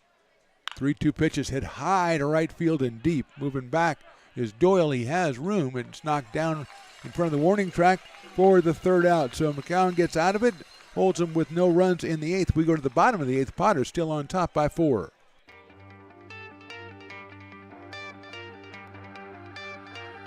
Gooseport Public House. We have sports on 10 big screen TVs, 23 beer taps with classics and crafts, a full bar with creative craft mixed drinks, live music, and most importantly, great fresh food. In downtown Roseville off Vernon Street. Only 15 minutes from the ballpark. See ya at Gooseport.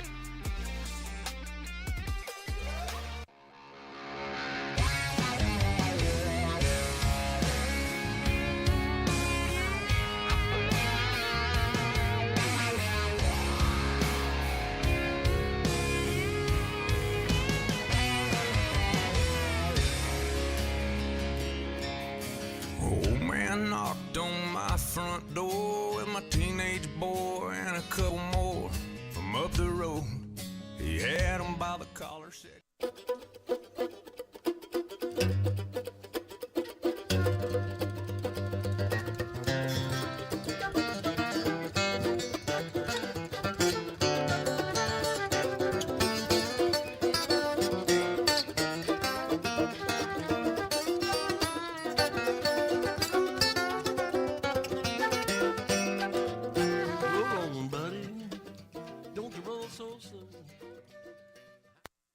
Being a laborer means everything. It was what took care of me when I was growing up. It's what takes care of me now. Because of President Biden and the money he's put into infrastructure, the need for our workforce to expand is out of this world. When our members are able to go to work on these big projects that are funded by Biden's economic investments, it means continued growth in their wages, in their pensions, in their health benefits. It means they're going to be able to take care of their families. Bottom of the 8th inning, Potters leading at 12-8. Joe Marino back on the hill for Alpha Prime. He'll face J.R. Freethy, then Luke Mancy and Quincy Marlboro. 6, 7, and 8 for the Potters.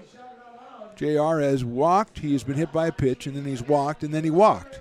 So again, first appearance of the season, still not an official at bat. If I'm distracted, it's because I'm being inundated by messages from Stones McCoy telling me to give half off and free to YouTube, which is free. So he's doing the bit, and he's like doing it like 7 times. I'm getting messages here. It's free. It's half off. It's 2/3 off. Okay, Stones. I got it. We all got it, okay? Here's J.R. Freethy.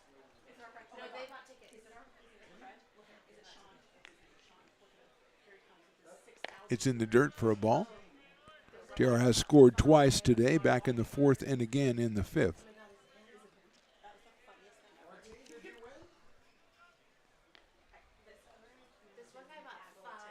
That's in the dirt again. 2 balls and no strikes to J.R. Freethy out of UNR.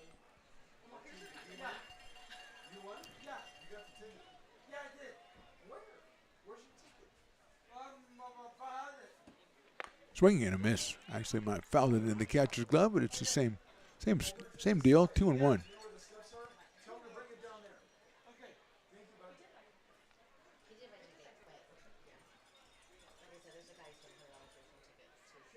Marino's 2-1 is lined. A nice grab by Corneliuson, who did it again. He did it earlier in the game and took a hit away, and he takes one away from Freethy right there.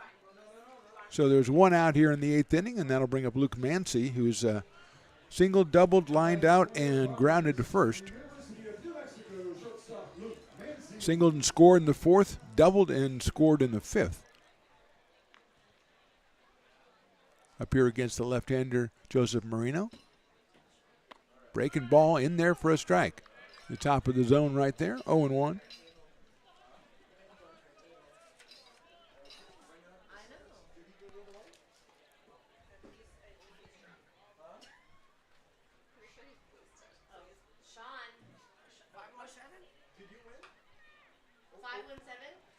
That's hit sharply out. One hopper, 2 hoppers to second base. Picked up out there by Hayes, over to first for the out.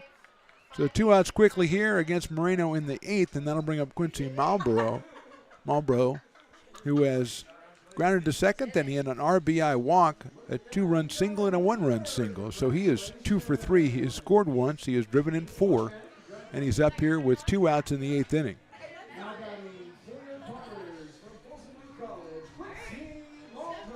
So Malbrough steps in here. It was 263 coming into the game. Right-handed hitting left fielder. Takes that one on the outside corner for a strike.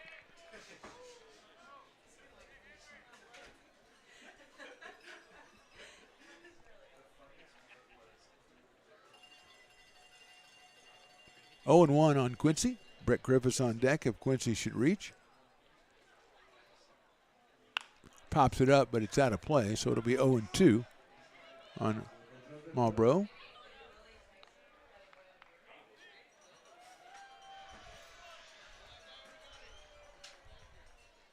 Nolan Thebe warming up for the Potters. Might come in to close this one out. McCowan with 2 innings of work already. 0-2 now on Quincy.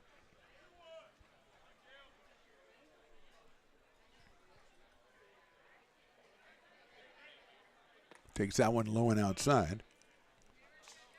1-2.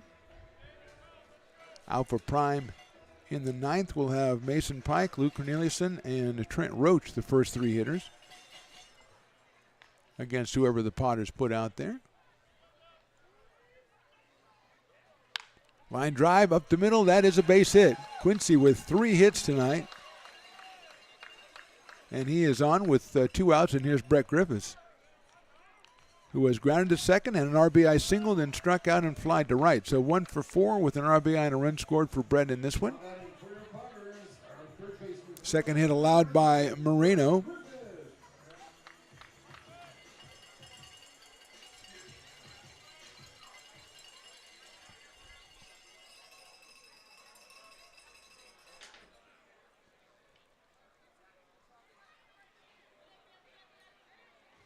Brett takes a strike. Nice pitch from Moreno.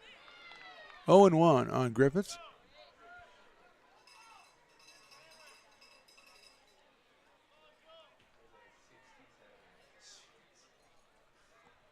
Malbrough very close to first.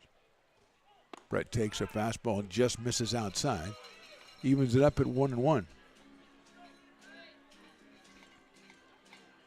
13 hits for the Potters in this one. All of them after the 3rd inning. Brett hits it well to left center field. Going back is Moss, still going back. And he catches it right in front of the fence. So Griffith hits it hard, but Moss with a nice running catch in left field. No runs, 1 hit, 1 left. We go to the top of the 9th. Potters 12, Alpha Prime 8. Astro Air Design Incorporated, where you feel the difference. We are a locally owned and operated heating, air conditioning, and custom sheet metal company committed to the highest quality of craftsmanship at a competitive price. Our trained and certified technicians have the knowledge and experience required to install, maintain, or repair your home comfort solutions. Our upfront pricing gives you the peace of mind because you know your price is locked in. Call Astro Air Design Incorporated today. Here in Michigan, we do more than just survive the winter. We thrive during it. You simply can't keep us away from what we love most: great times and amazing beer. The snow transforms the landscape and lays the path for adventures yet to be had. Trails ready to be explored, and freshly groomed hills ready for the first run of the day. And later, as the sun descends, it's time to unwind with great conversation and even better friends. Experience a taste of Michigan winter with Founders Brewing Company, born and brewed in Michigan.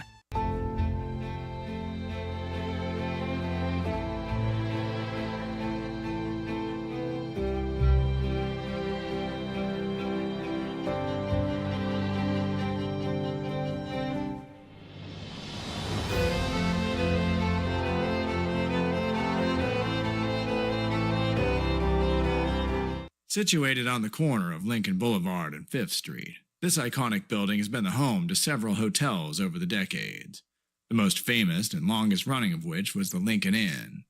Having undergone several renovations and architectural changes, this building is the current home of Old Town Pizza, which boasts not one but 2 floors for your dining enjoyment, including open-air seating on the roof.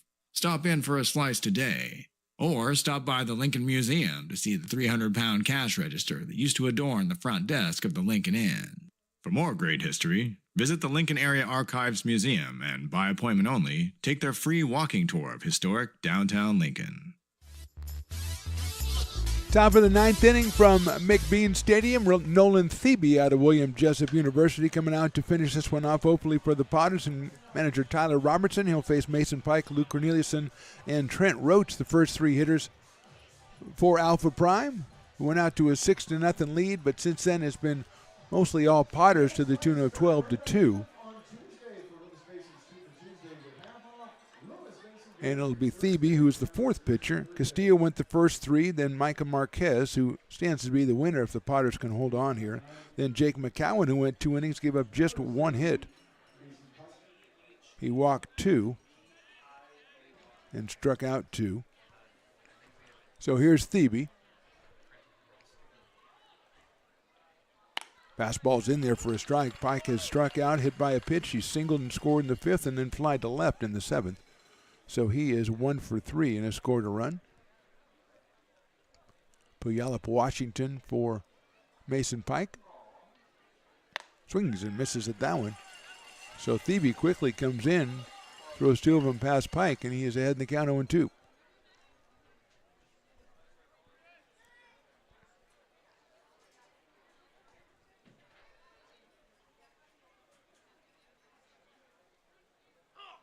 This is outside.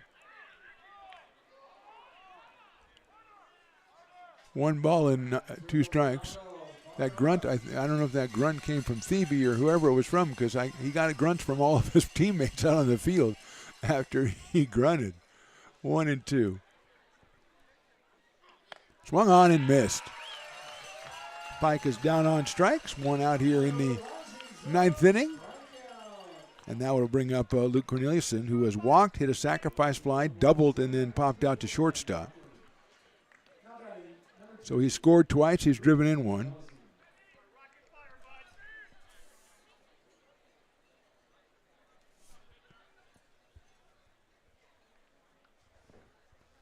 Carson gave me the card on Thebe, and I disagreed. He said 88-89. I said no. You're not supposed to disagree with the guy with all the technology, but sometimes you just got to go by what you see. Trent Roach will be next for Alpha Prime. 1 ball and no strikes on Corneliuson. Look out, that's inside. And if Luke would have had an extra burger at lunchtime, that might have hit him, but he got out of the way.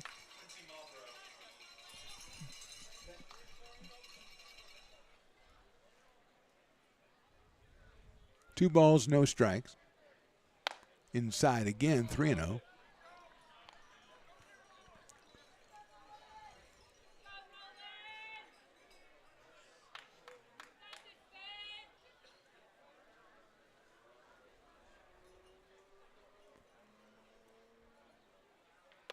Pitch sails high. It's a 4-pitch walk to Corneliuson. He is on base again, his 2nd walk of the night, and they'll bring up Trent Roach, who came on in the DH role back in the 5th inning.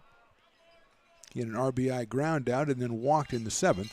Chase Bentley, who started in that role and on the mound, had a home run and a single and drove in 3 runs. So here's Roach, a left-handed hitter against Thebe.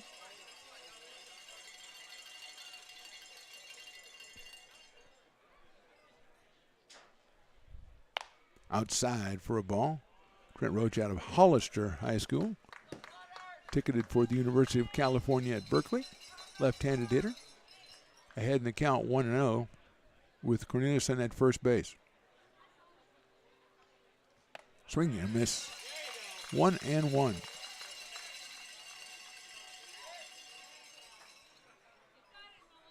Good cowbell action there in the ninth inning. You don't always get all the cowbells in the ninth inning, but we've got a very good sampling of them. That one misses. Throw back behind the runner at first. Walden puts the tag on, but too late. 2-1 on the hitter, Trent Roach.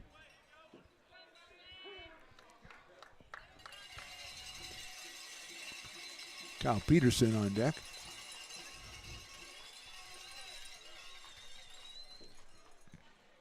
Fastball on the outside corner. Beautiful spot, 2-2.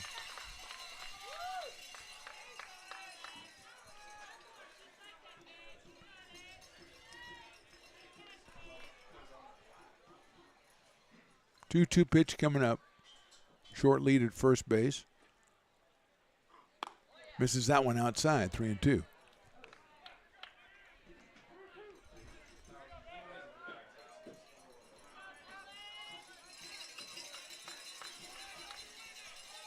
Three-two pitch. Swing and a miss. Thebe gets the strikeout, his second. 2 outs here in the top of the ninth. And it is Kyle Peterson, who came on to bat for Ueltzen back in the seventh and got a base hit, making his second appearance here. So he is obviously 1 for 1, and he's got 2 outs and a runner at first. Thebe down low. Nice block by Cole Dillon. Took something off that one, it looked like. 1-0 on Peterson. He'll be followed by Rashad Hayes, the second baseman. Potters trying to pull out what at one time seemed like an unlikely win when they were down 6-0 after 3 innings. Popped out of play. 1-1. Came back with 7 in the fourth and then traded the lead a couple times before finally emerging on the good side and stretching it out from 9-8 to what is now 12-8.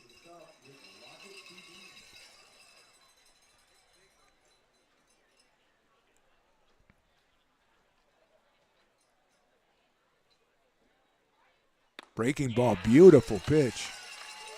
1-2.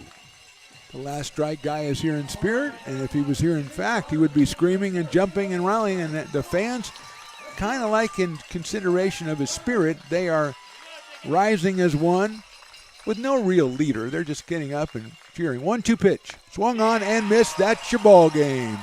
Thebe strikes out 3 in the ninth.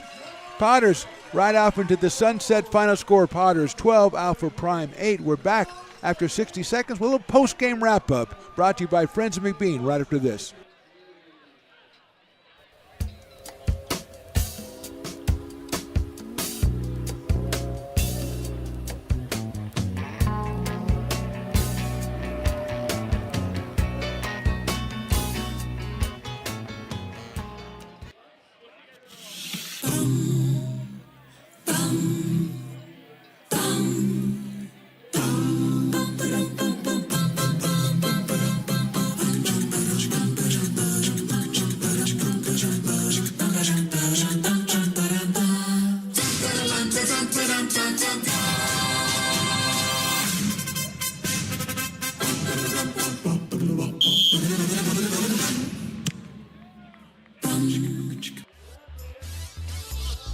Welcome back to the Potters Wrap-Up, brought to you by Friends of McBean, trying to raise money for a new scoreboard here at McBean Stadium. And you see the QR code if you want to donate, get more information. Scan that QR code, and let's get ourselves a nice spanking brand new scoreboard out here at McBean Stadium. Tonight, that scoreboard would have been working overtime. Potters fell behind 6-0 after 3 innings. Chase Bentley started for Alpha Prime. He pitched well, also hit a home run and drove in a run with a single. He left the game after 3. Potters took care of the rest of the pitching from off of Prime, scoring all 12 of their runs after the third inning. Our player of the game brought to you by Old Town Pizza, Quincy Marlboro. Fantastic job by Quincy out of Folsom Lake College. He was 3 for 4. He scored a run. He drove in 4, and he was just the catalyst at the bottom of the lineup that the Potters needed to pull out this one. They improved their record to 6-1 on the season. The winning pitcher, Micah Marquez, who came on in relief of Ryan Castillo. And the two teams meet again tomorrow, 1:05.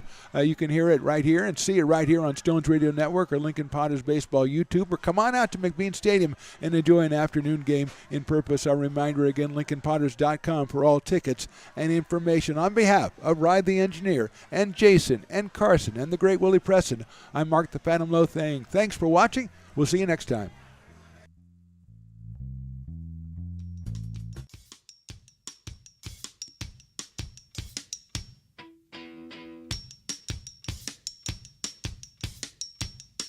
You gotta keep them separated.